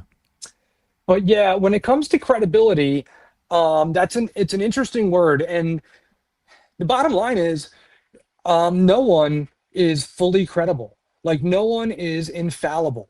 No one is sure, above yeah. fault. I don't care if somebody's always credible, has never had a problem. If they're saying something so outside of the scope of reality, then you need to approach it as it's a whole new ballgame. My neighbor may tell me that I may know my neighbor very well, know him to be completely truthful, never had a lie, never had a problem. He could tell me that he took his trash out last night, and I would probably believe him with no problem. But if he tells me Right. that he has a fire-breathing dragon in his garage, I'm gonna have to probably see that damn dragon before I say, you know what, that's a reliable statement. Right. Yep. Yep. What do you, so you, as far as the science goes and the technology that's kind of being what may be hidden away from us, where's your interest in that at? Where did that come from? Well, I guess from my sighting, right? Yeah. What is this technology that's amazing that no one else knows about, that's not being admitted to, that's talked about in movies, but not, it's allegedly, it doesn't exist. Allegedly, what I'm seeing right now does not exist. So yeah, Yeah. that's definitely where it started for sure. Yeah. And so you're kind of leaning more towards what's happening is advanced technology, classified technology, essentially because we could use it as a weapon. And all the other stuff, the stories, you have a mix between misinformation purposely put out there by the government because they don't want people to know what they have. And also you have folks that are out there doing their grift, making their money off of it, kind of writing between the lore that's already out there with their own little McTwist on the story, and they got a book out now, and that's kind of where we're at. But really, the real stuff is in the technology that these guys are holding back. Yeah, I mean, it depends. Again, everything has to be taken on its own merit, right? So every case, every Yeah. situation is different. When you're talking about the Nimitz case, I'm probably going to say that, yeah, there's an element of military technology and misidentification going on there, right? As in the Tic Tac was some kind of government contracted piece of technology. Right, something. It was a balloon that was tethered to a submersible that was bouncing around while it was tethered, Right. and then it was released just as Fravor happened to be going down to check it out. So it traveled up Yeah. towards him with the wind, right? And Yeah. then when it got to a certain another level, the wind may have changed. So it could have like these are just things that could be. Also strong evidence to show that it could have been a missile. In fact, Missile. Wow. yeah, which sounds crazy. It sounds insane at first. But again, like if this that's what you have to think about these stories, right? Because if it was mundane, we wouldn't have this story. It would be identifiable and it would just be that. But usually it's a mundane object that happens in the midst of something that just muddies the water and makes it unclear. But Alex Right. Dietrich herself said to Mick West during an interview with him that that's exactly what she thought that she had seen initially that day was a missile. And that when she got Hmm. back to the ship, she was mad and she let her superiors know that she thought that they had been vectored into a live training area and that they were put in harm's way. She was quickly assured by her superiors that that was not the case. And she accepted that at face value and moved on, which I would expect. That's what you're going to do when Wow. your superiors say something. Right. Doesn't mean Yeah. that that's the truth, right? Right. That could have been a missile, and they're just not going to admit it to her. One, because it's above her pay grade and she doesn't have a need to Mm. know, and just for all kinds of reasons. First of all, they weren't even supposed to be there. They were vectored into that area at a whim by some radar guys, so they Right. shouldn't have been there anyway. And it's interesting if you look at the movements, the area that they're in, it's a missile training range. There are missiles that now move in very crazy ways. It's not just a Hmm. simple trajectory. There's missiles that literally move at 90-degree angles so that they can Yeah. avoid things that are trying to shoot them down. Often they're There's some anti-ship wild tech out ballistic there. missiles. Yeah, it's really Yeah. crazy. And if you look at the motion for instance, her and David Fravor have explained some of the motions that this was making. It literally is the motions that some of these missiles make when they are in evasive maneuvers. Right. Um, We've seen things like the racetrack UFOs a couple years ago, right? Turning out to literally be missiles on a racetrack pattern. Most people that are in the UFO community, even me, I look at technology when I can. I didn't even know that missiles went on a racetrack pattern in a holding pattern. I Yeah. didn't even know that they did that. I had no Um, idea. but yeah, these What? are So certainly possibilities. you Again, it doesn't say? just because it's when we say military tech or something, classified project, SAP, it doesn't mean that it has to be some type of high level groundbreaking technology. In fact, I would argue Right. that almost every single time it's probably some type of mundane technology or a combination of those things. Yeah. Just some kind of piece of classified tech. That doesn't mean that it's technology that's free energy. It's just a classified Right. technology we don't want our enemies knowing about. Look at Um. all the novel ways that we still use balloons today, right? Right. Yeah. So many ways. Now, today, the community is very open to balloons and drones. In fact, they insist that reports of drones must be drones now. They cannot be planes. Very big change from a few years ago when skeptics like myself were really bringing up balloons and drones as being good candidates for a lot of these things. And we were being told outright they have nothing to do with it. Even luminaries like Travis Taylor went as far as to say drones can't cause these things. Drones can only fly for Really? about 20 minutes at 500 feet. That's an exact quote from Travis Taylor in Yeah. 2022. So the Yeah. community was Well, and extremely it was getting anti-drone parroted. and balloon. And then we Yeah. had the balloon shoot downs, right? And then we started seeing the drones in the Ukraine war. And like they just became more Hmm. open to them in general. And now it's totally going the opposite way where it's like drone UFO or drone Twitter instead of UFO Twitter. And Yeah. we're having, drone waves instead of UFO waves. But Yes.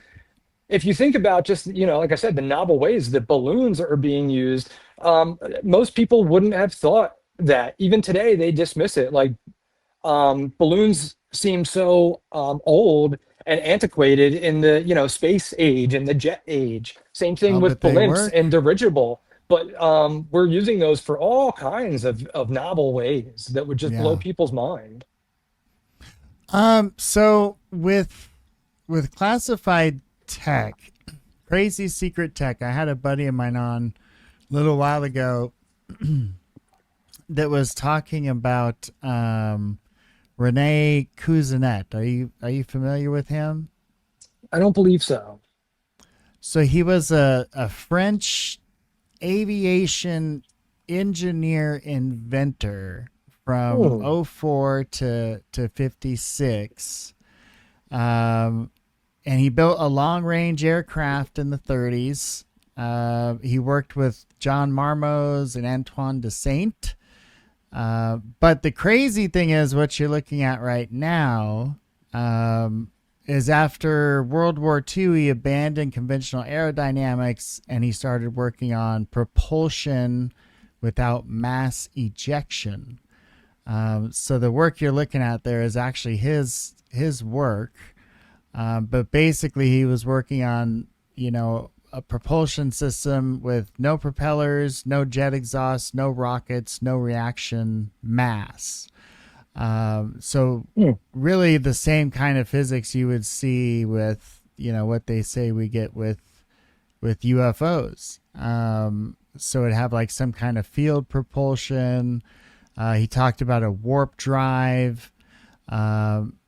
But basically he was trying to push against space-time itself. And he had this gravicator project where all those images we were just looking at there, I'll go back just a little bit.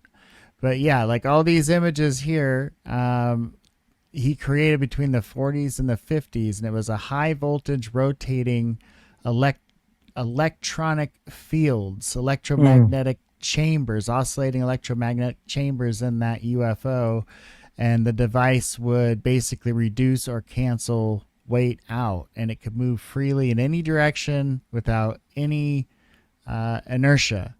But then he, for some reason, becomes bankrupt. He's ridiculed for his research.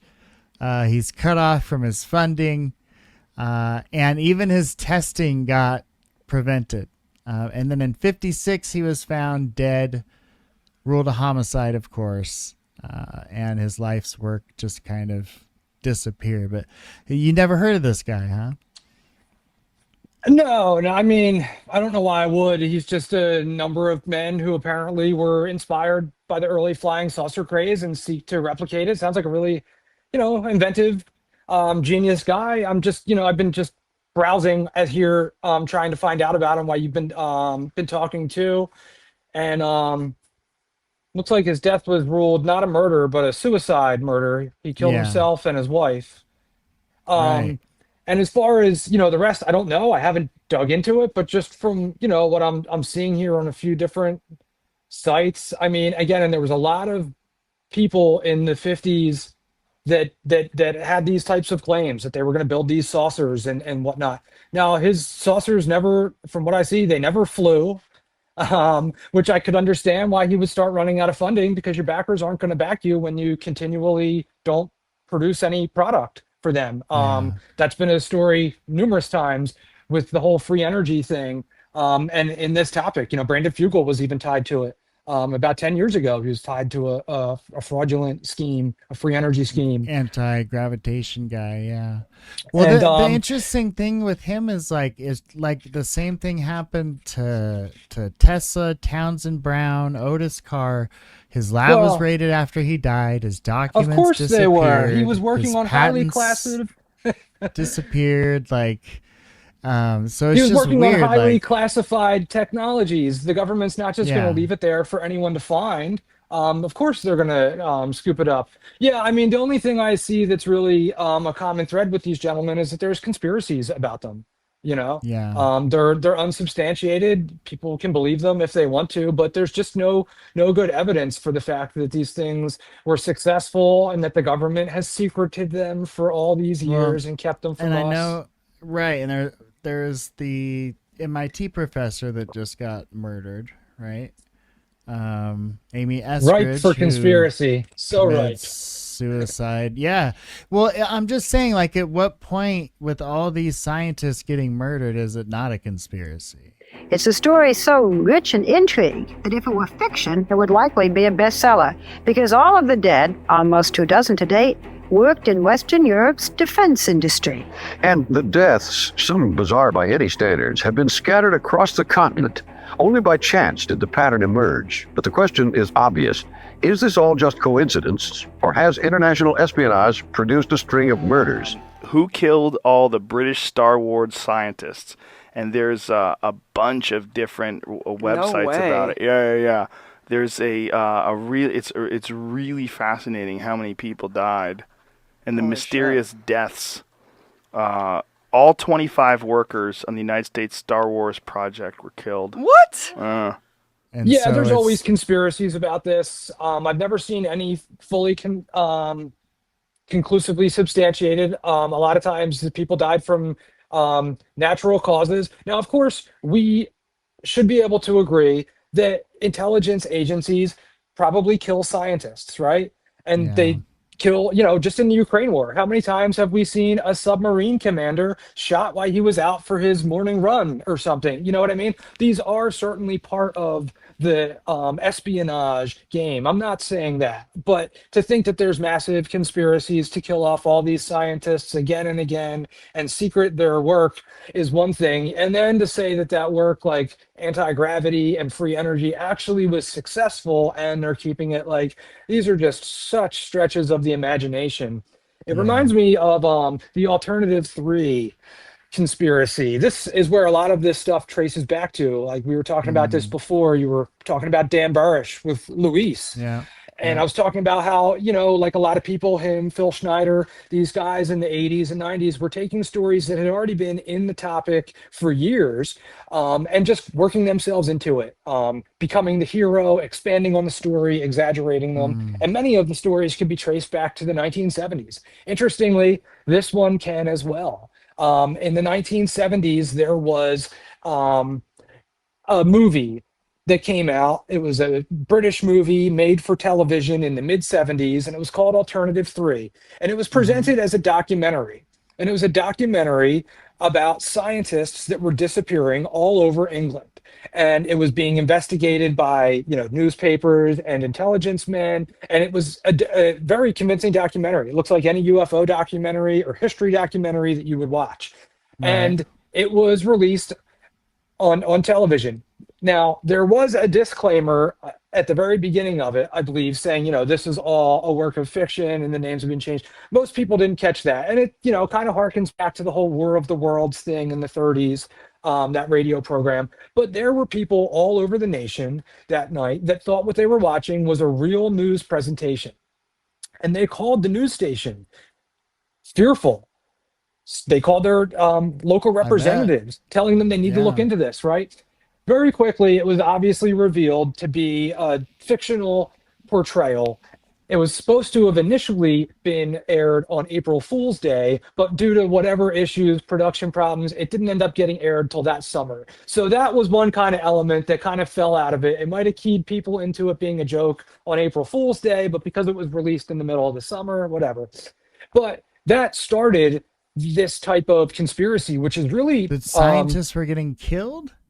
That they were disappearing. Now, this theory went on to speculate that they were not speculate. It presented as factual, and they had inside players and sources that were going on the record for this documentary, and inside government workers and scientists that were speaking out and were afraid for their lives. And the whole thing was they were being kidnapped basically by the government and sent into a secret space program that was taking place on the moon. That was the gist of this one.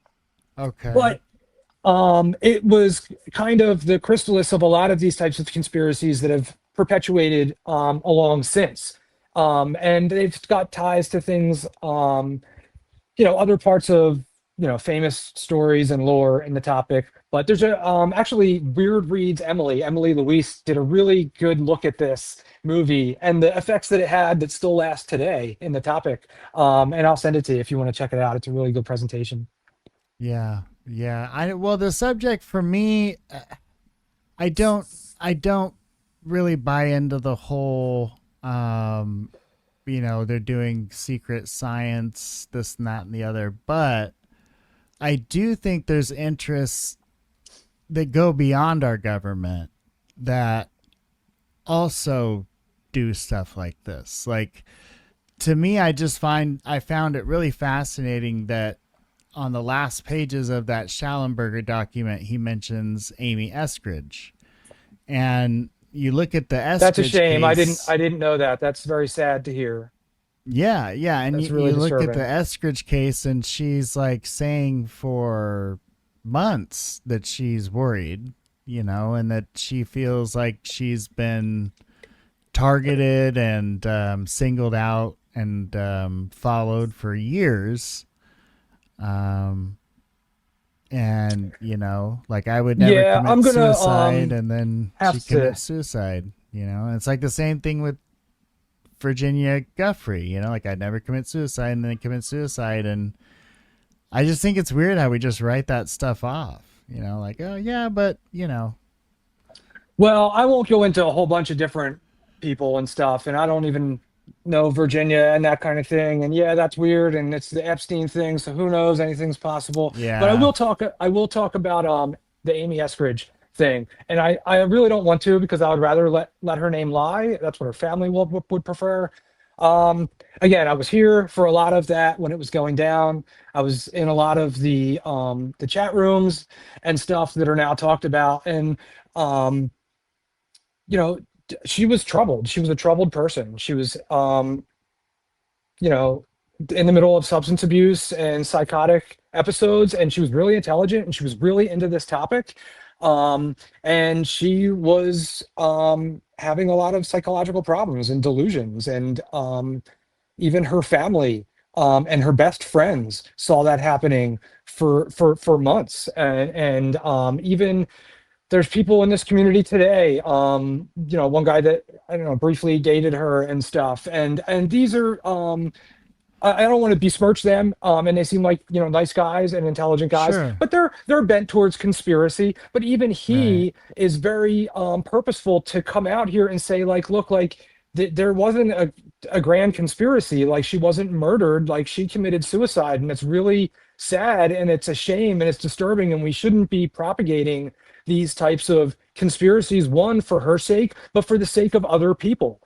yeah, She believed a lot of those conspiracies, and when she started having psychological problems, I have no doubts that she really did think that she was being followed and stalked by the government. And I don't even know, to what extent. She was certainly she was working in government adjacent programs and stuff with her dad and stuff. Like, I'm not saying that there was no element of government that was taking a look at her or trying to make sure, like, do we really want to do business with these people? Or, I'm not saying any of that, but to think that she was part of the type of conspiracy that's now propagated about her by people that are in this for views and clicks, and it's really shameful and disrespectful, especially because it's not like her family is out here saying this is the case too, or her best friends of that time are saying this is really the case. Like, are all those people part of the conspiracy? Like, no, yeah, they're just all really ignorant. And not you, but I'm saying people that are spreading this conspiracy theory, these hmm, people that don't even know her, they're the right, people that really know the truth. Like,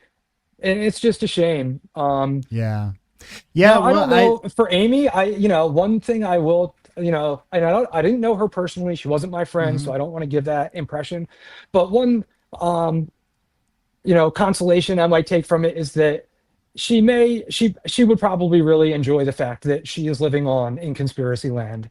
Um, I would imagine, as someone who was into conspiracy, and loved that stuff and was into the topic, she probably would get a kick out of the fact that she's living on. But it's not right, especially because there's no evidence for it. And to look at that and not again get a message of humanity out of that, and instead take messages of conspiracy and government yeah, wrongdoing, it's just wrong. It's wrong because when I saw that, even live, when I saw her saying those things, I saw somebody really in the depths of a lot of trouble that was really going through something.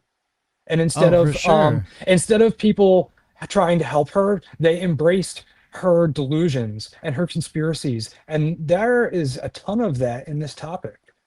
And that's yeah, why I take such issue with people that spread these things without responsibility, without yeah, accountability, even if they may believe, some of them to some level, the genuineness really, it just can't be seen when you're hopping from one to the next, and you're just doing it for content. You know what I mean? yeah, yeah.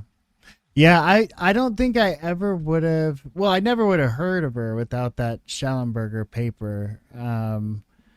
But I did think it was interesting that it was buried down there, like kind of towards. It was almost a 300-page paper.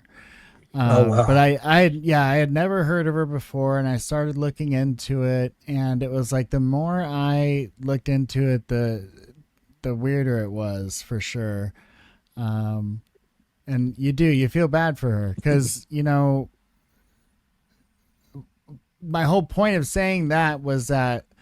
A lot of people say like government conspiracy or anything. To me, if there was any kind of conspiracy there, I feel like that would have been like a private industry kind of thing. I don't know. Because I feel like the government, Right.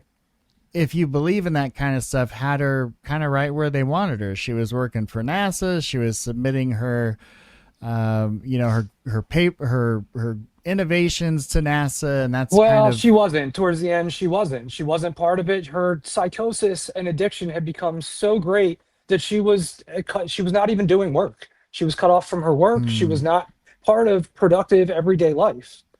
Wow, that's too Yeah. bad. Yeah. And I know. And do you lend any And credibility to like DEWs? Because I know she was saying she was getting attacked by DEWs. Well, sure, directed energy weapons do exist. That is Yeah. provable. They're used in everyday. They're used by police now. Like we do have Yeah, they directed used them on energy Jan weapons. 6. Yeah. Now, like when we start getting into the types of, directed energy weapons that are alleged that we have no proof towards, obviously, I have to remain skeptical about those. You know what I mean? Like which ones? Ones that can put thoughts into your mind and control your brain and stuff like that. You don't think that's real? No, no, I can't. How could I make that leap without any evidence? You know what I mean? I mean, there's patents. Well, I mean, there's patents for all kinds of things that don't exist, though. But I don't True. know. And again, I don't want to talk about this as if I know it because I don't know what patents you're talking about. There are directed energy patents. There are Yeah. directed energy weapons that exist. I'm not debating that. When we Yeah. start talking about things of that level, there's all kinds of patents. I don't even know how to say his last name still after 5 years, Salvatore Pace, Mhm. Pais, the Navy patents that he has out there. That doesn't mean that they're valid. It doesn't mean that they're actually Yeah. backed up by science. Isn't there one on a warp drive? I think that's the one that I'm speaking of. Yeah, it's the warp drive one. Exactly. Yeah, the Yeah. warp drive where dark Yeah. energy that we Has like the triangle on it. Yeah. Yeah, no, so I mean, it's definitely out there. I mean, we know our intelligence agencies spend a lot of time and a lot of money trying to figure it out, and I don't think they'd do that if there wasn't something to it. Well, not necessarily. I mean, something to it. I don't know what that is. I mean, they've invested all kinds of time and money into things that went nowhere. It's just, Well, you they're got, going to entertain it. like Havana syndrome. I mean, there's things you can do that clearly can mess with people. But again, that's not a proven entity. That's just an allegation. The Havana syndrome's not been substantiated. We don't have any No? evidence that it's a real thing. Really? There's people that claim that they've had effects. They speculate that those effects are the result of a weapon that was used against them. There's no proof for any of that stuff. There's not even solid medical proof for any of that stuff. It's just like the injury reports that you were talking about recently. There's not, that we've seen at least, any evidence to back that up. Like, you've not seen the brain scans that prove that there's an injury, yet alone can the person that's alleging there is an injury prove that it was related to a UAP event. Even that person, Kit Green, admits as very much. There is no proof. There is just some data that he is speculating a conclusion for.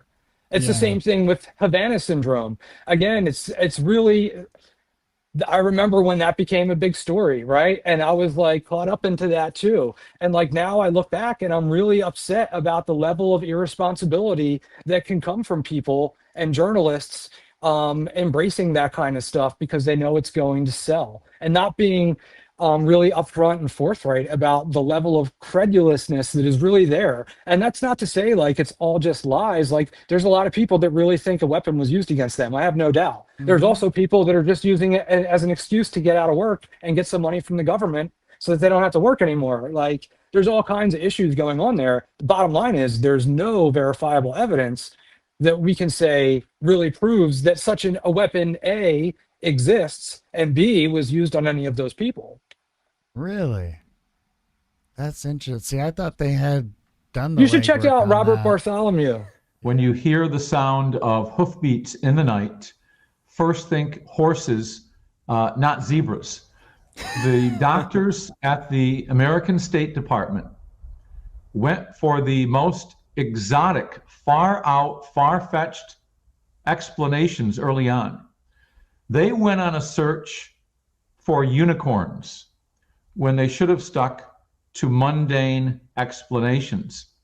And, you know, this really is a case of, and my first career was as a journalist in upstate New York. I worked for many radio stations. I was a news director at a couple of them. This is a case of bad journalism, bad government, and bad science. Yeah, that's what you get for assuming, right? No, and like you're not assuming. That information was presented to you that way from pretty credible sources over and over again. Not just the media, but government officials or government adjacent individuals have presented that information to you. You're not stupid for having taken it at face value. It's just weird that yeah, it's strange. Now I know I do know this. That is interested in checking that out should check out Robert Bartholomew. From the last few years, he's written some really cool papers and has given good amount of interviews. You can find him on podcasts and YouTube. It's Robert Bartholomew. If that is just a theory and it hasn't been proven, boy, then I got to do some more research for sure. I guess one thing I did want to pick your brain on was the psionics thing, because I know you've had some kind of strong opinions on what you think's going on there. What do I guess I got strong opinions about everything. So what do you think's going on? That you see these psi games and all these kind of celebrities, psionic celebrities, and what's happening? Because do you really think they're going there and they're making things move with their brain? And no, and I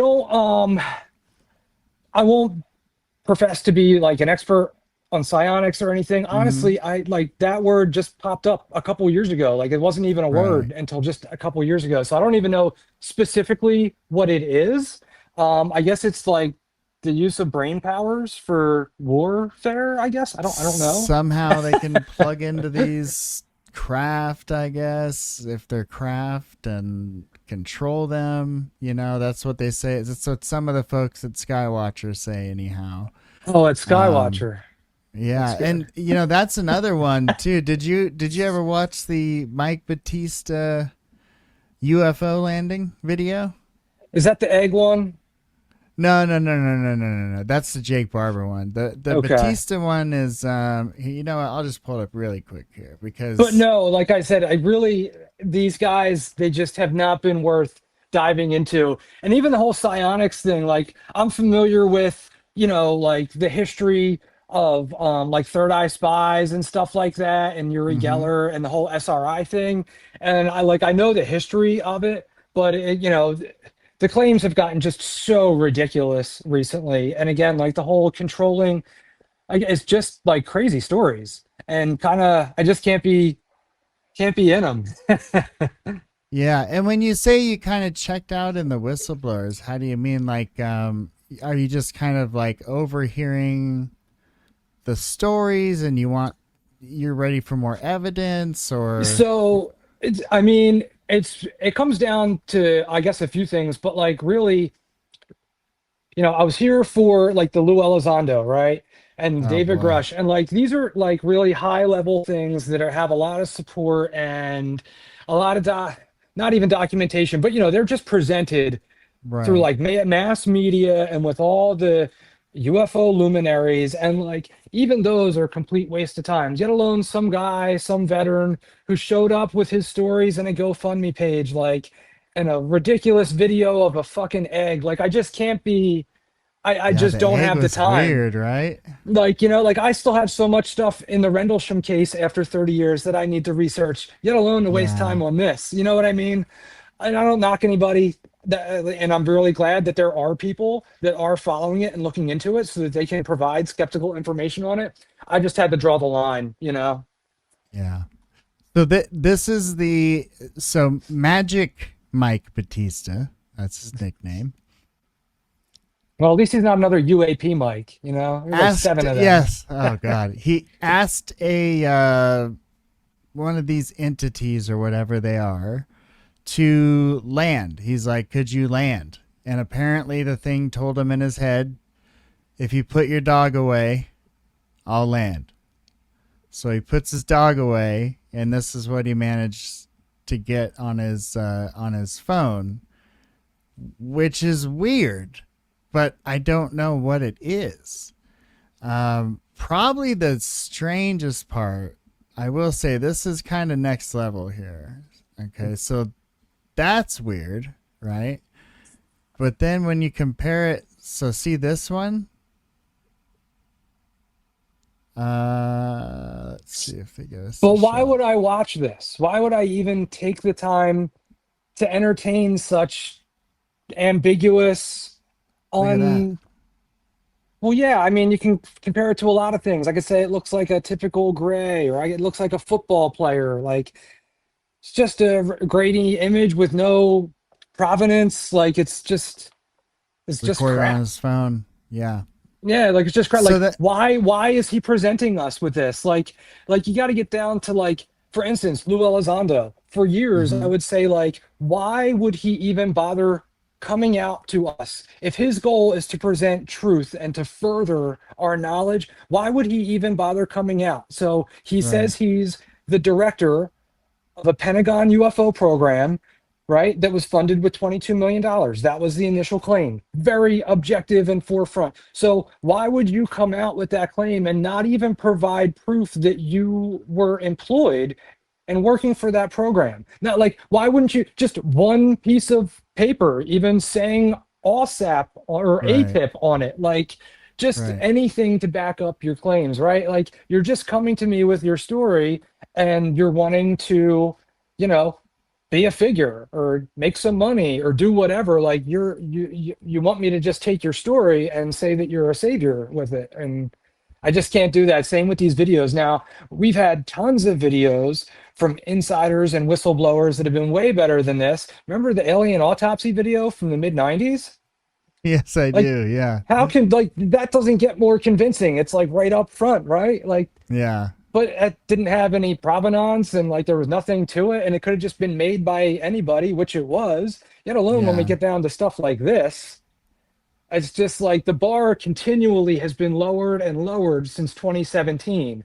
2017 started out with equally unimpressive blurry images, but they were conclusively government property, at least, being presented by major government players, even if they were probably telling lies about how they got even it, though and they the already story. knew what they were. Yeah. Like, now we've literally gotten down to like Jim Bob from down the street, who might have had 2 years in the service. Magic Mike.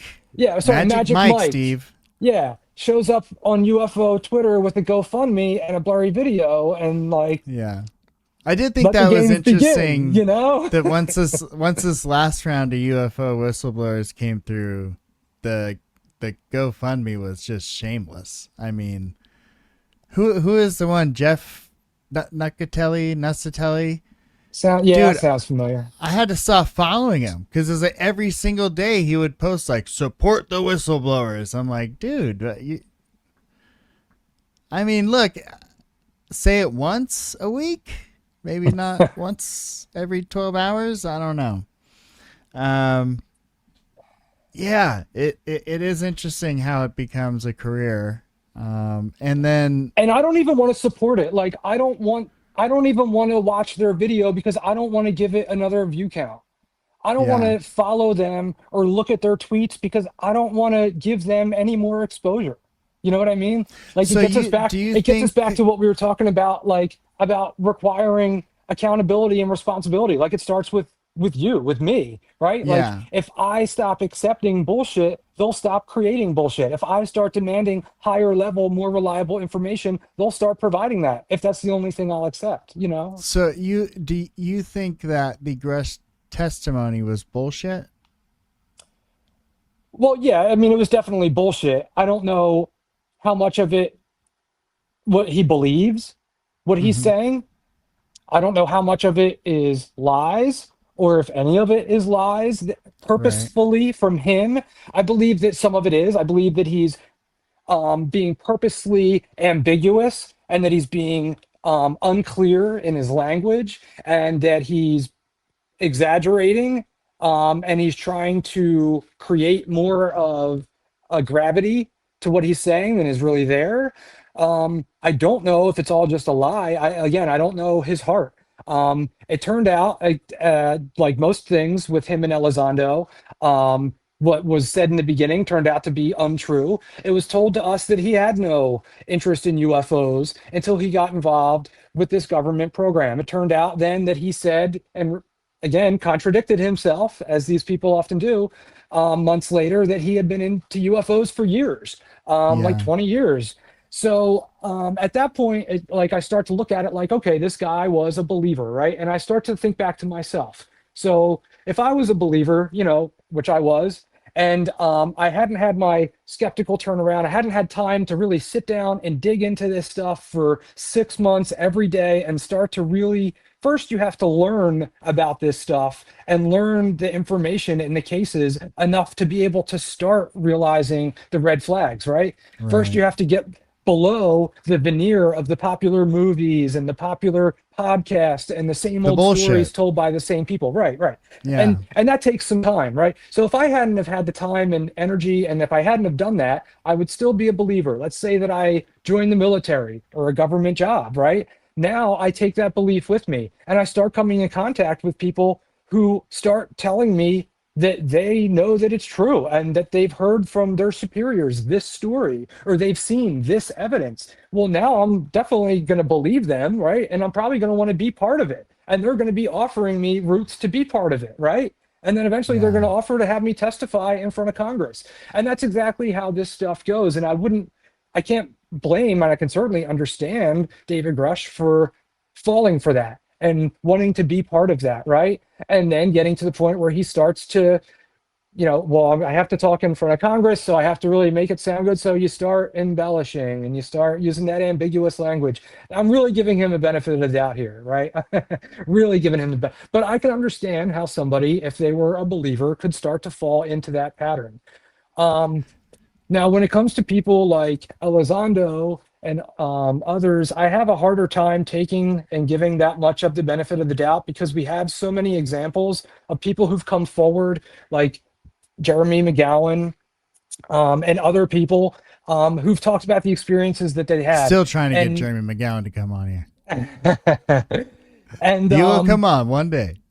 that's good. I hope that you do. I really do, and I Yeah. appreciate Yeah. that he's again, it can't be easy to come out and say that you were gullible and used and stuff. Like it's it's not a Yeah. They humbling thing, really. you know. Yeah. It's They not really did a something your number ego on wants him, to man. do.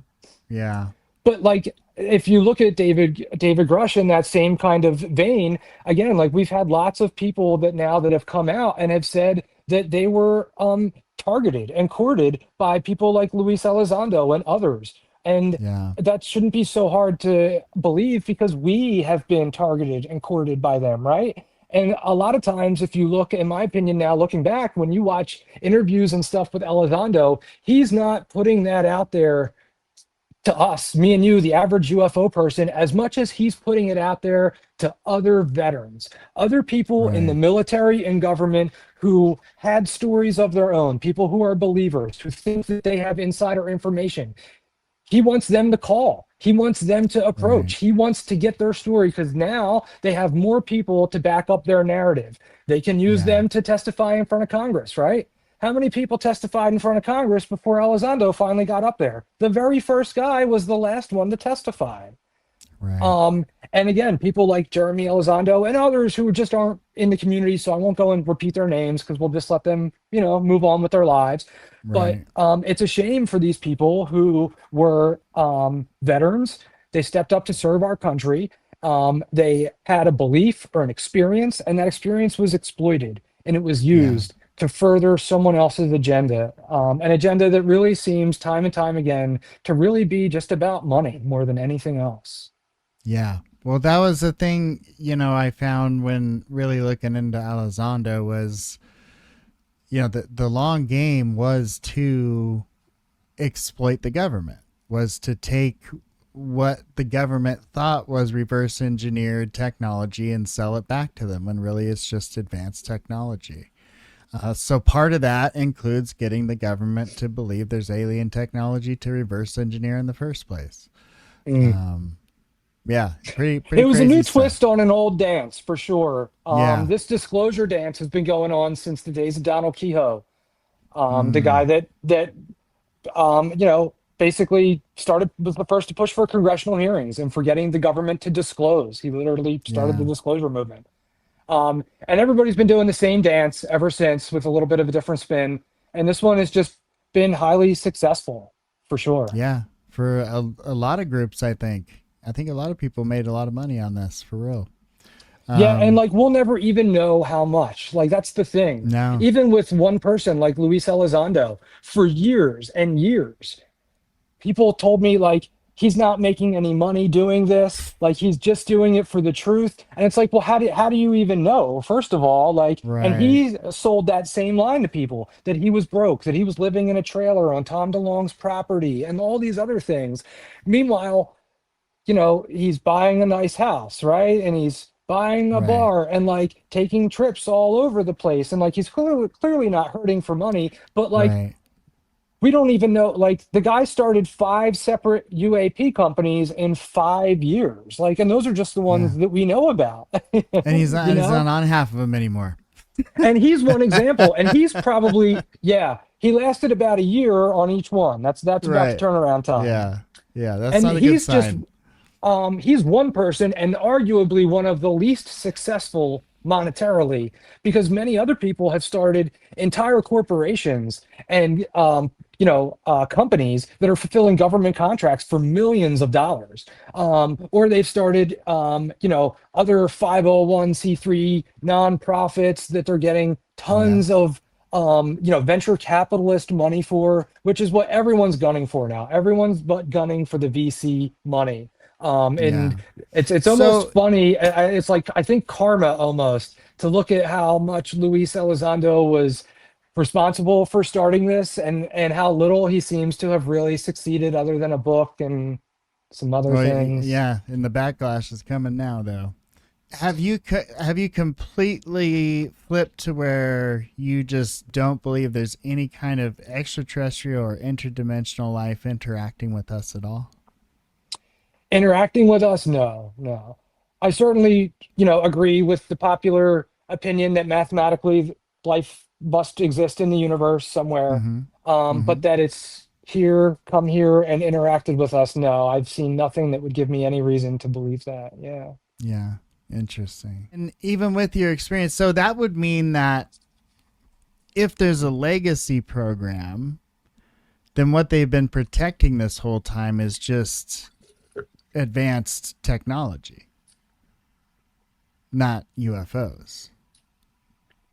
I guess if there's a legacy program, I don't know. I mean, I would imagine, I don't even know what that is anymore. Again, these words have just been so overused and exploited, and they use their meaning. Aren't there all kinds of legacy programs? When I think legacy program, I think the Smoking Man and X-Files, right? I think this beyond government, there is no borders power group that brokers, these deals with these sentient beings that they kind of speak for all of us because they're basically the cream of the crop of us. And when I think legacy program, I think the program that those folks kind of put in charge to maintain things using our government assets and our government,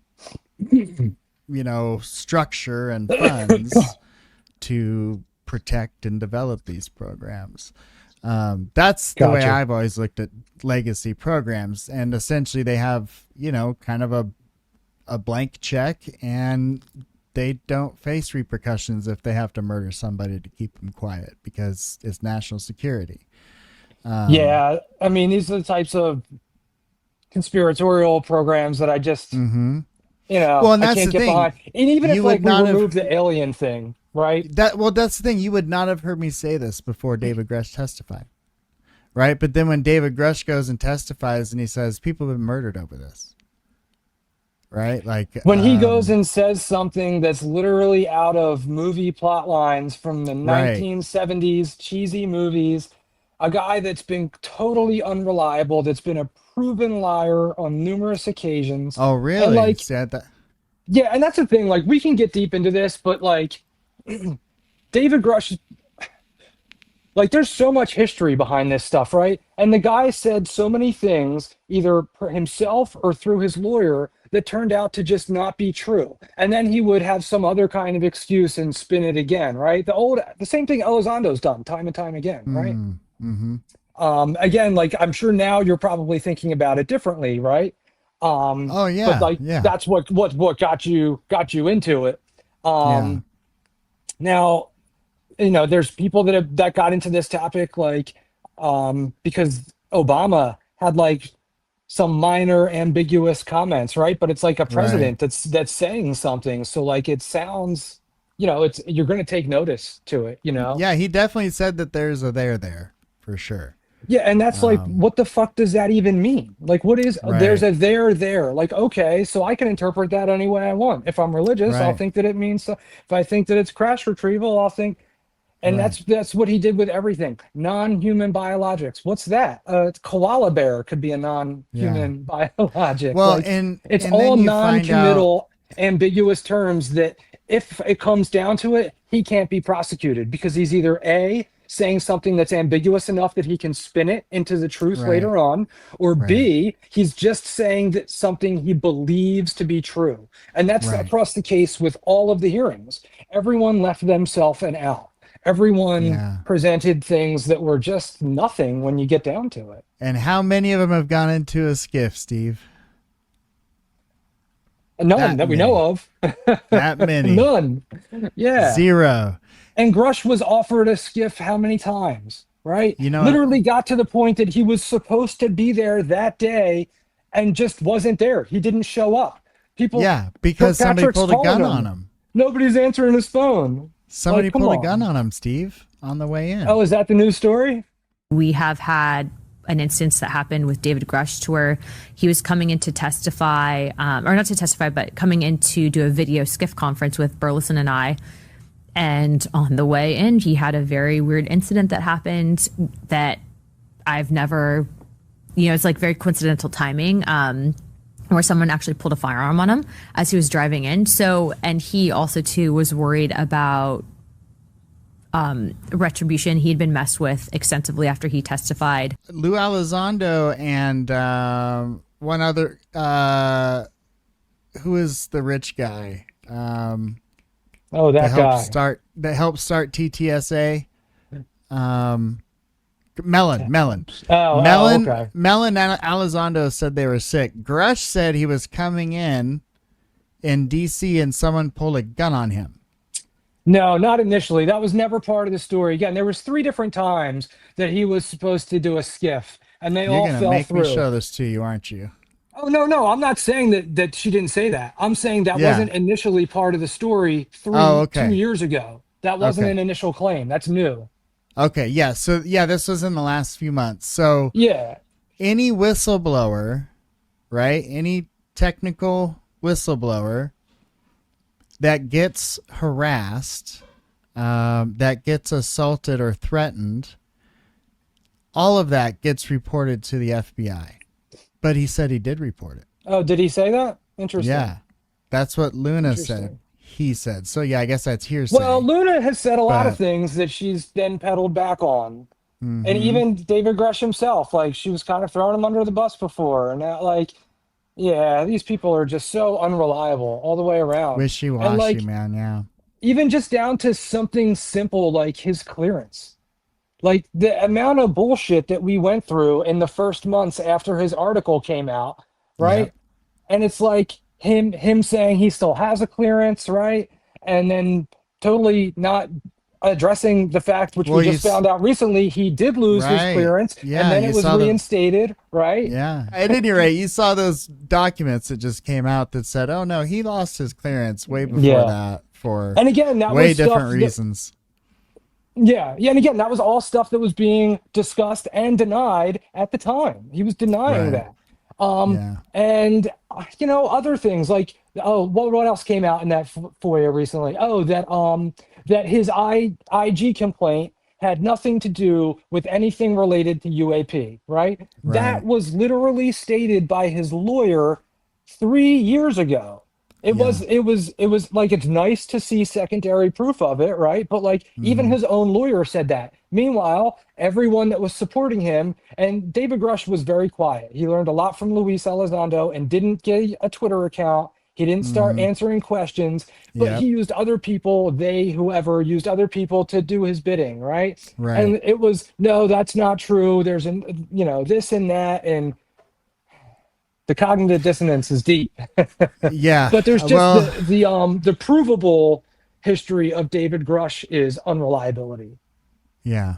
Well, and that's the thing, is he held a pretty high level clearance job, which means at the very least he was trustworthy in that regard. But something happened. You're right. You can see it in those FOIA documents. Something happened where he wasn't so reliable anymore. I don't know if it was personal, family stuff or what, but you can clearly see like he was doing well, and then something happened where everything just kind of fell apart for him. Maybe we'll find out what I that don't is see down that the he road. was ever really doing well. Just the few things. Well, he got up that pretty high, right? I mean, well, that doesn't mean anything. Everyone is. You're Yeah. going to get a promotion every 18 months unless you have a major serious infraction that literally gets you frozen, which means you're not going to get a promotion, which means you need to get out. It's literally it's mandatory that you be promoted every so many months. So no, it's not surprising that he would make it to that level. The only thing that's minorly surprising is how many people at high levels of government have apparently crazy beliefs and are completely credulous people who do not hold to the scientific standards. I really asked him if they knew about a alien hybridization program to improve the functionality of humans. And he probably said, I can't address that here in an open setting, but I can talk to you about it later in a skiff, right? Yeah. How did I know? Which we'll never go to. Yeah. How did I know? Yeah, and the thing about those hearings is, like, all this stuff is only talked about within the bubble of the UFO topic, right? Now, those hearings were just one of a number of hearings that were being held by the Republican-controlled House over a number of years. Now, the one that happened, back in 2023, that year they were having hearings all summer. The UFO one was probably one of the more credible hearings.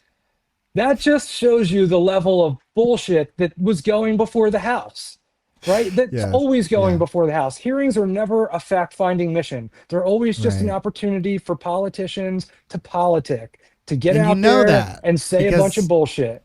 Yes. Right. And dude, same thing with the people that are usually speaking in front of them. Yep, because they spend the first 5 minutes saying their agenda, and then they ask one question and then leave. Yeah, absolutely. Now, and again, when we talk about people and their promotions and stuff, like I said, they are mandatory. So you get to people like Carl Nell, right?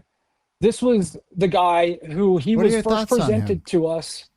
Yeah. Yeah. So he was first presented to us in the article that Keenan Blumenthal wrote, revealing David Grusch, right? That article. He was the only named source that was vouching for David Grusch. He was the only thing besides David Grusch's word that we had in that story. Right. Again, he offered no information. It was just another person saying, but at least he was named. He wasn't an anonymous source, right? Right. Well, it turns out that Carl Nell was literally someone who was found guilty of taking retaliatory measures against a whistleblower under his command, right? Those findings were upheld 6 separate times through 6 separate appeals. See, the last was I at looked that up, he point, was suing. and but again, that- these are matters that have long been resolved, and he Yeah. could still be trying to do something legally about I that. think People he can sue for is. anything that they want. Yeah. But these are matters that he appealed them 6 separate times. The appeal was upheld Wow. 6 separate times, right? So you got He a guy then that was no harassed lo- whistleblowers on the side of a whistleblower? Exactly. Now, just the mere optics of that, you think would be like, okay, so he's probably not the best person to use. No matter what the truth is, maybe Nell really wasn't guilty of what he did and the woman is just lying, right? Maybe that's the case. Maybe he didn't retaliate against a whistleblower. Regardless, why would you use him as the only source to vouch for this person that's allegedly a whistleblower? He was in charge of psychological operations in a real-time theater over in Bosnia for years and years. So he How's that been, knows how do we know that? operational- Oh, it's well documented. Oh, no, I'm not saying it's not true, but is that something Yeah. that he said, or is that something that we have on his military record? It's in his record. It's Okay. his medals. Hold on, I think I Which, can you find know, it for you. Most psychological operations are not what we think that they are. They're often very mundane things having to do with non-special technologies, and most psychological operations just have to do with really mundane things and media and stuff like that. Yeah, a lot Soft of media propaganda. stuff. Yeah, like leaflets and shit that we fly over areas before we do a This maneuver. is how like you surrender. yeah, like the most mundane things. Like most psychological operations groups are not doing these high level awesome things that we think of, you know. Yeah. So in Colonel Bosnia and the Balkans, he commanded a Psyop MISO company preparing for Bosnia peace ops. Commanded What are you 80 reading soldier- from? This is from ChatGPT, but it links to. Okay. Yeah, this links to a Substack. Commanded 80 soldier special operations forces, Psyop, MISO company training for possible use EUCOM peace operations to Bosnia. Did that just say my company? MY? No, MISO. And again, So- I'm not like debating whether that information is true or not. I'm just using it as an example as to how I discern information. Yeah, I found it interesting. He was involved in a lot of operations in Bosnia, and a lot of them to do with, hearts and minds, psychological operations. So Yeah, I'm leery. Again, we can go back to just as recently as David Grusch and the things that he alleged he was part of that he, wasn't, or other people alleged that he was part of. Jeremy Corbell said that he was a drone pilot. Like, just a lot of false claims in the community. So we just have to be careful. You think know. like maybe he wasn't doing that?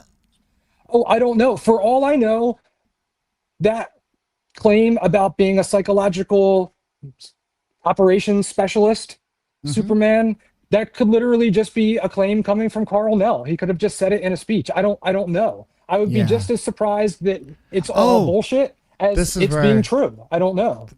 This is where I got it from. I got it from his LinkedIn. So if you go to his LinkedIn, yeah. So the only source for it is Carl Nell, Yeah. So, but if you look at his experience under LinkedIn, go to. I do have his think LinkedIn here. Yeah, I think it's either chief strategy officer or deputy director. Where is it at? Just to give an example, this goes back to when he first came out. Now, for instance, Leslie Keene said that Nell worked for the U.S. Army with the UAPTF, right? Okay. This was in the initial debrief article, and it claims on his LinkedIn profile that he worked for Army Futures Command. That's the one I just talked about, right? Army Futures Command says they've never heard of him. What? Right. So that comes from Dave Troy.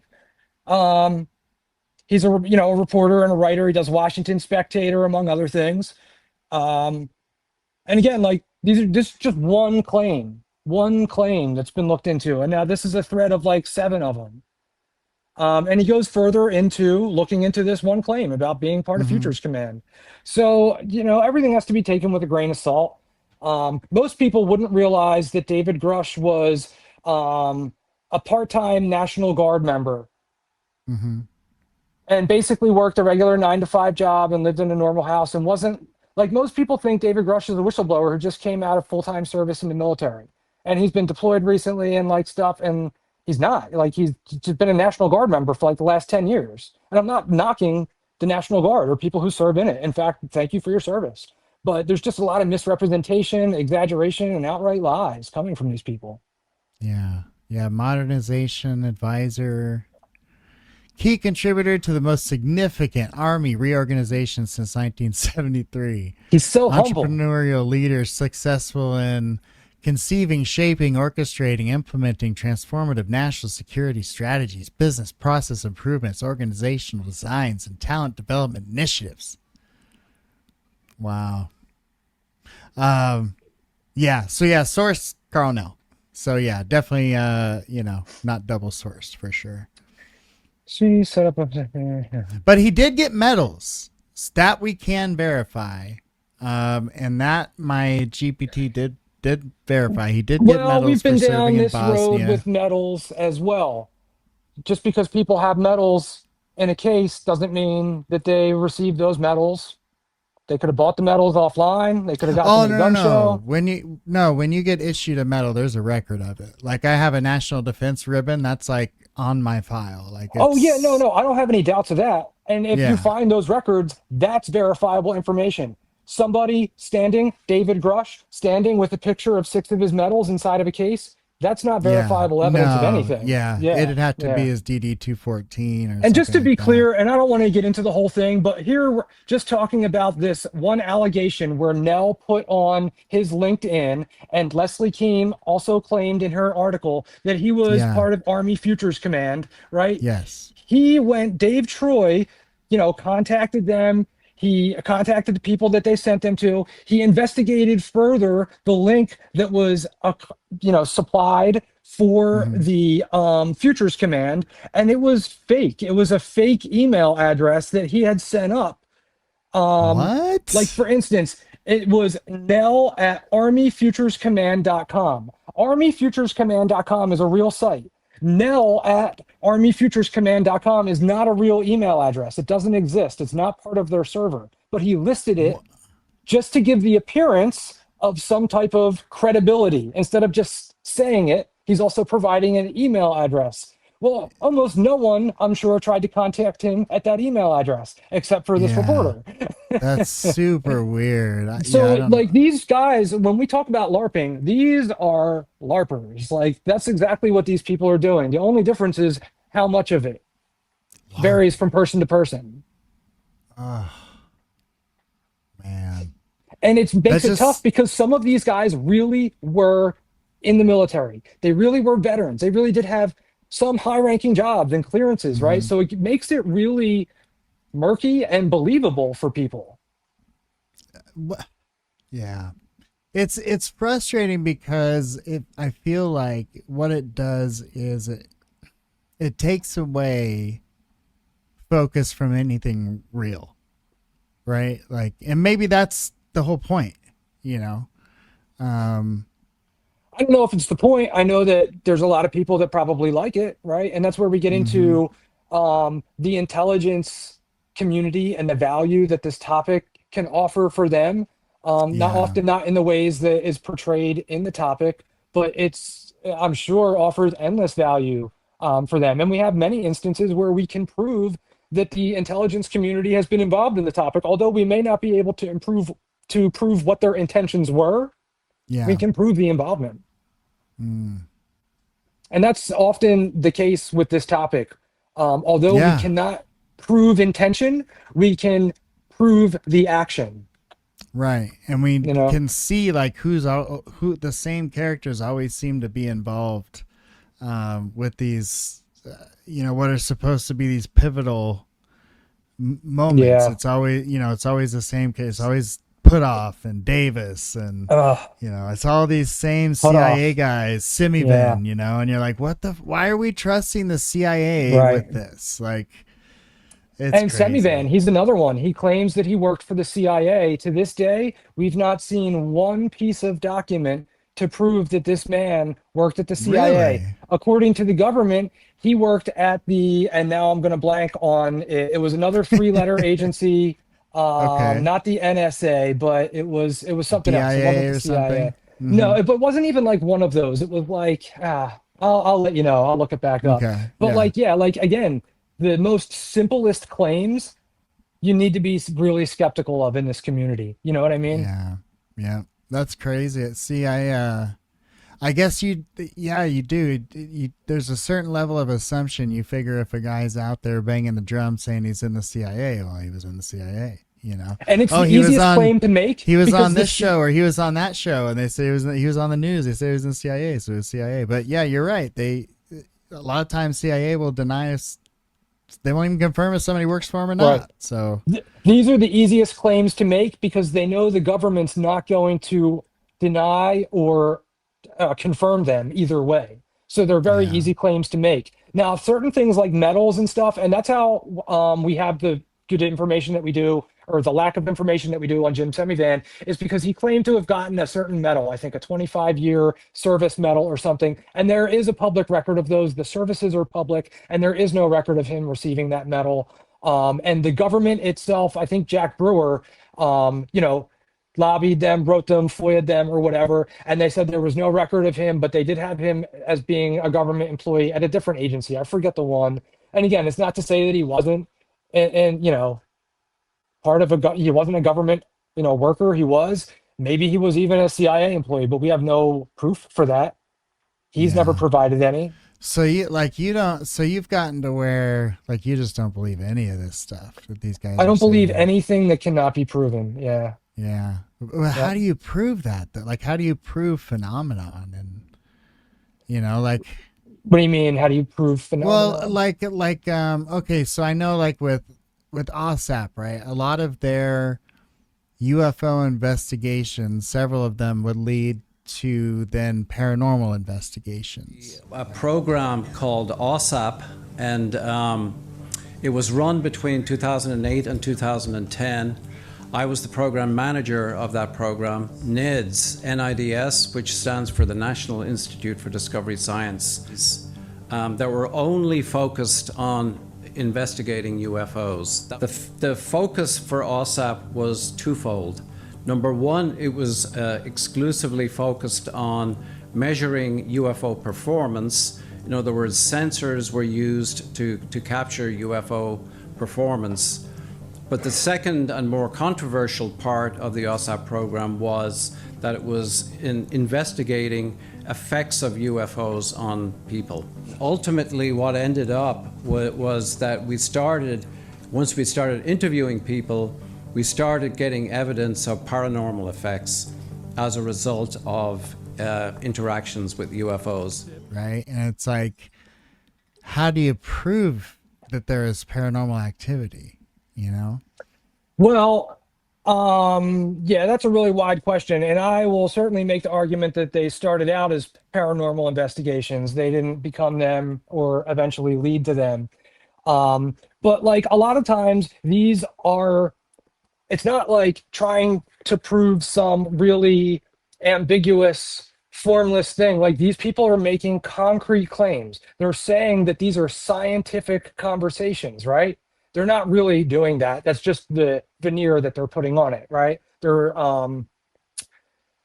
bringing a ghost hunt to a scientific debate, basically.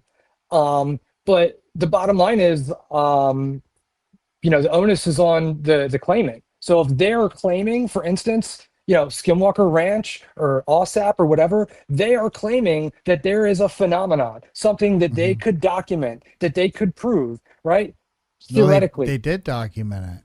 Well, they didn't, because we wouldn't be arguing about it if they did. They didn't document any phenomena. They documented people's claims about a phenomena. I saw a dino beaver. Well, that's what I'm saying. How do you, bells. if it's happened, that's what I mean. Like if it's happening, with, if something's affecting their brain and what they see, like you know what I mean? How do you prove that? Well, I mean, let's say I have a DEW, and my DEW, what my DEW does is it very quickly identifies your fears and then projects those fears almost to where you can almost see them in front of you. Like you can almost visualize your fears in front of you. Like that's how a dino beaver came out of nowhere, right? Okay. So, but like, how do you prove that? You can't record that. That's something that only that person is experiencing. Yeah, theoretically. But again, like these are like the level of, if this is pseudoscience, right? You're making an unfalsifiable statement or claim, right? Now, so you're telling me there's a directed energy weapon that does this thing that only one person can see, that we can't take any proof of. Well, this is a what if. This is a what if. No, I hear you. So I'm going to roll with this one. Okay. Yeah. So let's go back. Let's start with the weapon. So we must be able to prove somewhere along this line that this weapon is at least feasible, is workable. Science does not happen in a bubble. As contrary to every conspiracy theory, you're not just going to have secret science that no one else was able to figure out, just exist in a bubble. It just doesn't happen like that. That's why inventions typically happen simultaneously in separate parts of the world, because people are building along the things that came before. And it's not like they're finding out some massive jump in technology. It just doesn't happen like that. It's slow incremental advances. So we must be able to at least prove that science is theoretically something that could be proven or built, if not actually proven or built. Well, if we can't do that, then we just have claims, and you're right, we can't prove these things. And at that point, then why are we talking about them, and why are we calling them scientific? Because they're not at their very base. Now you get into more, the problem is, and again, I'm trying to think of specific examples right now and I can't, but take Skinwalker Ranch. They have an entire show that's about specific claims, about measurable phenomenons that they claim that they're picking up there, right? So those should be able to be replicated. Unfortunately, they never can, and they have infinite excuses as to why. The main thing is they'll never release all of the raw data so that that what they're saying can actually be tested. In the very few instances where we can recreate and test what they're doing, they're debunked time and time again, right? Yeah. Yep, that's a good point. Skinwalker Ranch, great example. Tom Winterton claims that, it's part of the whole you can't dig on the ranch thing because you'll get injured. And then he claims that he received a head injury because he was using a backhoe on the property. And there's a picture of him with his head bandaged up, which isn't really something you would do for a swollen head. But well, didn't they put him in an MRI? Didn't they give him an MRI or something? So he claims, and that's where I'm going. Yeah. See, now this is a concrete claim. I received a brain injury and my head swelled up because I was digging on this ranch, right? Well, that's really kind of hard to claim the causation, but we can really start with the injury. Okay, let's prove the injury. Well, all he has is a picture with him and his head wrapped. He says that he went to the hospital and they did tests and the test proved this. So show me your medical records. You're coming out with the entire story. Why wouldn't you just show the medical records proving what you're saying? Right? Why wouldn't you have the doctor's statements? You say that he claims this must have been from this type of energy. Well, why aren't you showing documentation of that, right? Did they not do that? No, they refused to, time and time again. Jack Brewer interviewed him and asked for it, and it was like, yeah, I could probably do that, and he just never did, of course.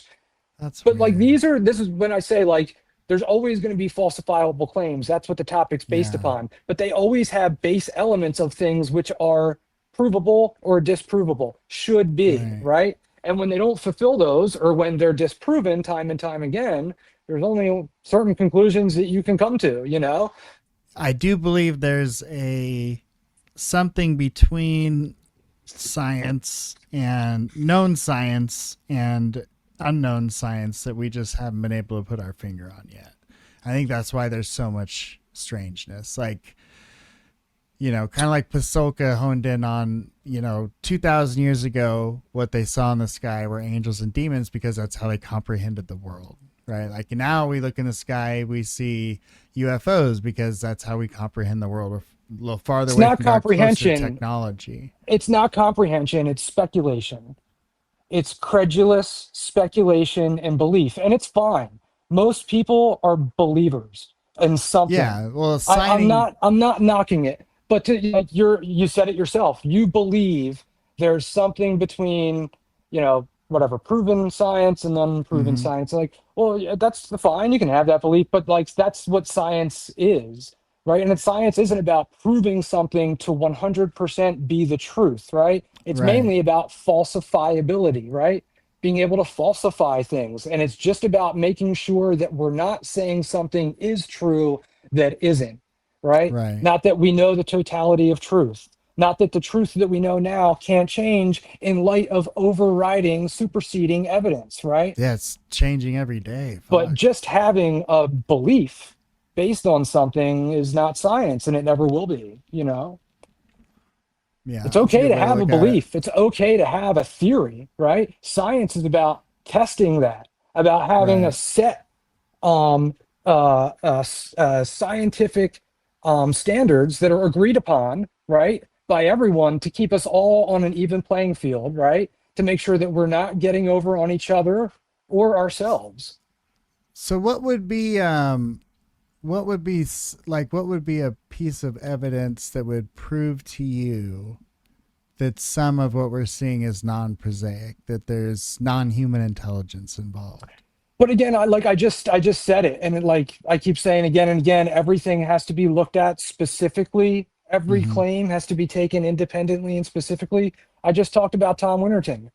They make endless claims about how you can't dig on the property because of the energy there and the effect that it has, and just claims about the property affecting people in general. And it's like, okay, here's one specific thing. You're telling me about this injury.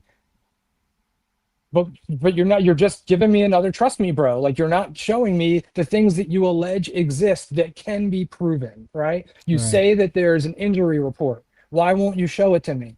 And that's what it comes down to. Like, you know, I could say like, yeah, I guess if an alien landed on my front yard and I shook hands with it, then I'd believe, I guess. But like, you know, just to get like more realistic, like just taking every part of a claim that's supposed to be falsifiable, you know, or provable is a great starting point, you know? Yeah. Somebody says something. That's the problem with this, right? Is like, there's just so much of it that you can disprove and so little that you can prove. But it's like, but Max that should be a sign. That should be telling you something at least. Yeah. But I mean, it's like what John Mack said, you know, like you sit down, you talk to these people, they can't all be making this stuff up. Like, but I didn't say that they were. Way. Yeah. No, of course not. And I wouldn't say that. But John Mack, for instance, went down and talked to the Ariel kids. Right. And that right there is an instance that shows how his own ego, credulousness, the narrative that he had led into the thing. Like, the kids started telling him the story that he wanted to hear, and their stories changed drastically. And they did. Like it's like people, like, stories are just stories, you know what I mean? And like, I have a story. I have a sighting, right? You have a story, a sighting. Like, I don't look at you and be like, well, you have no evidence for your sighting, so it didn't happen. Like, that's fine. Like, I pretty much believe that it did. I actually don't doubt what you're saying is true. But you're not asking me to go and lobby the government over it. You're not trying to create taxpayer programs of millions of dollars over it. You're not trying to write a book about it. You're not like, if you started to do those things, I probably would have to start to scrutinize you and your claims a little more. If I did that, I would expect people to do the same thing of me. Absolutely. You know? Yeah, for sure. Yeah. And that was really my problem with Elizondo the whole time, was that he was telling us we're under threat by these things. And that he had the answers, and I don't like that shit. I just don't like that shit. Don't tell me that we're under threat and you're the one that has all the answers. That's like such an obvious bullshit move in my book. You know, like Yeah. you want the control, you want the money, you want the power, whatever it is. And I was taken, I would guess, probably by Elizondo. I remember when the TTSA rollout happened in 2017. I remember in 2016, I remember listening to Coast late at night when Tom DeLonge was on, talking about how he was allegedly meeting with these government and military guys, and he was going to bring us the truth. And he sounded crazy. And then months later, he rolls this company out with these guys doing exactly what he said he was going to do. I was like, oh my God, he's actually doing it. Like, it's happening. Right. But then I saw the videos. I had heard about the videos first, and the way that they were talked about by TTSA and in the media, the three, FLIR videos that came out with the New York Times expose thing. And when I saw them, I was like, well, this is not like nothing.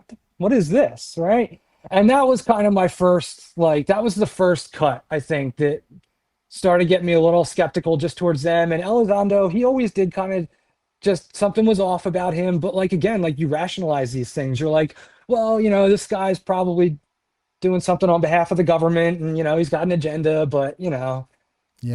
you just rationalize it away, Yep, for sure. For sure.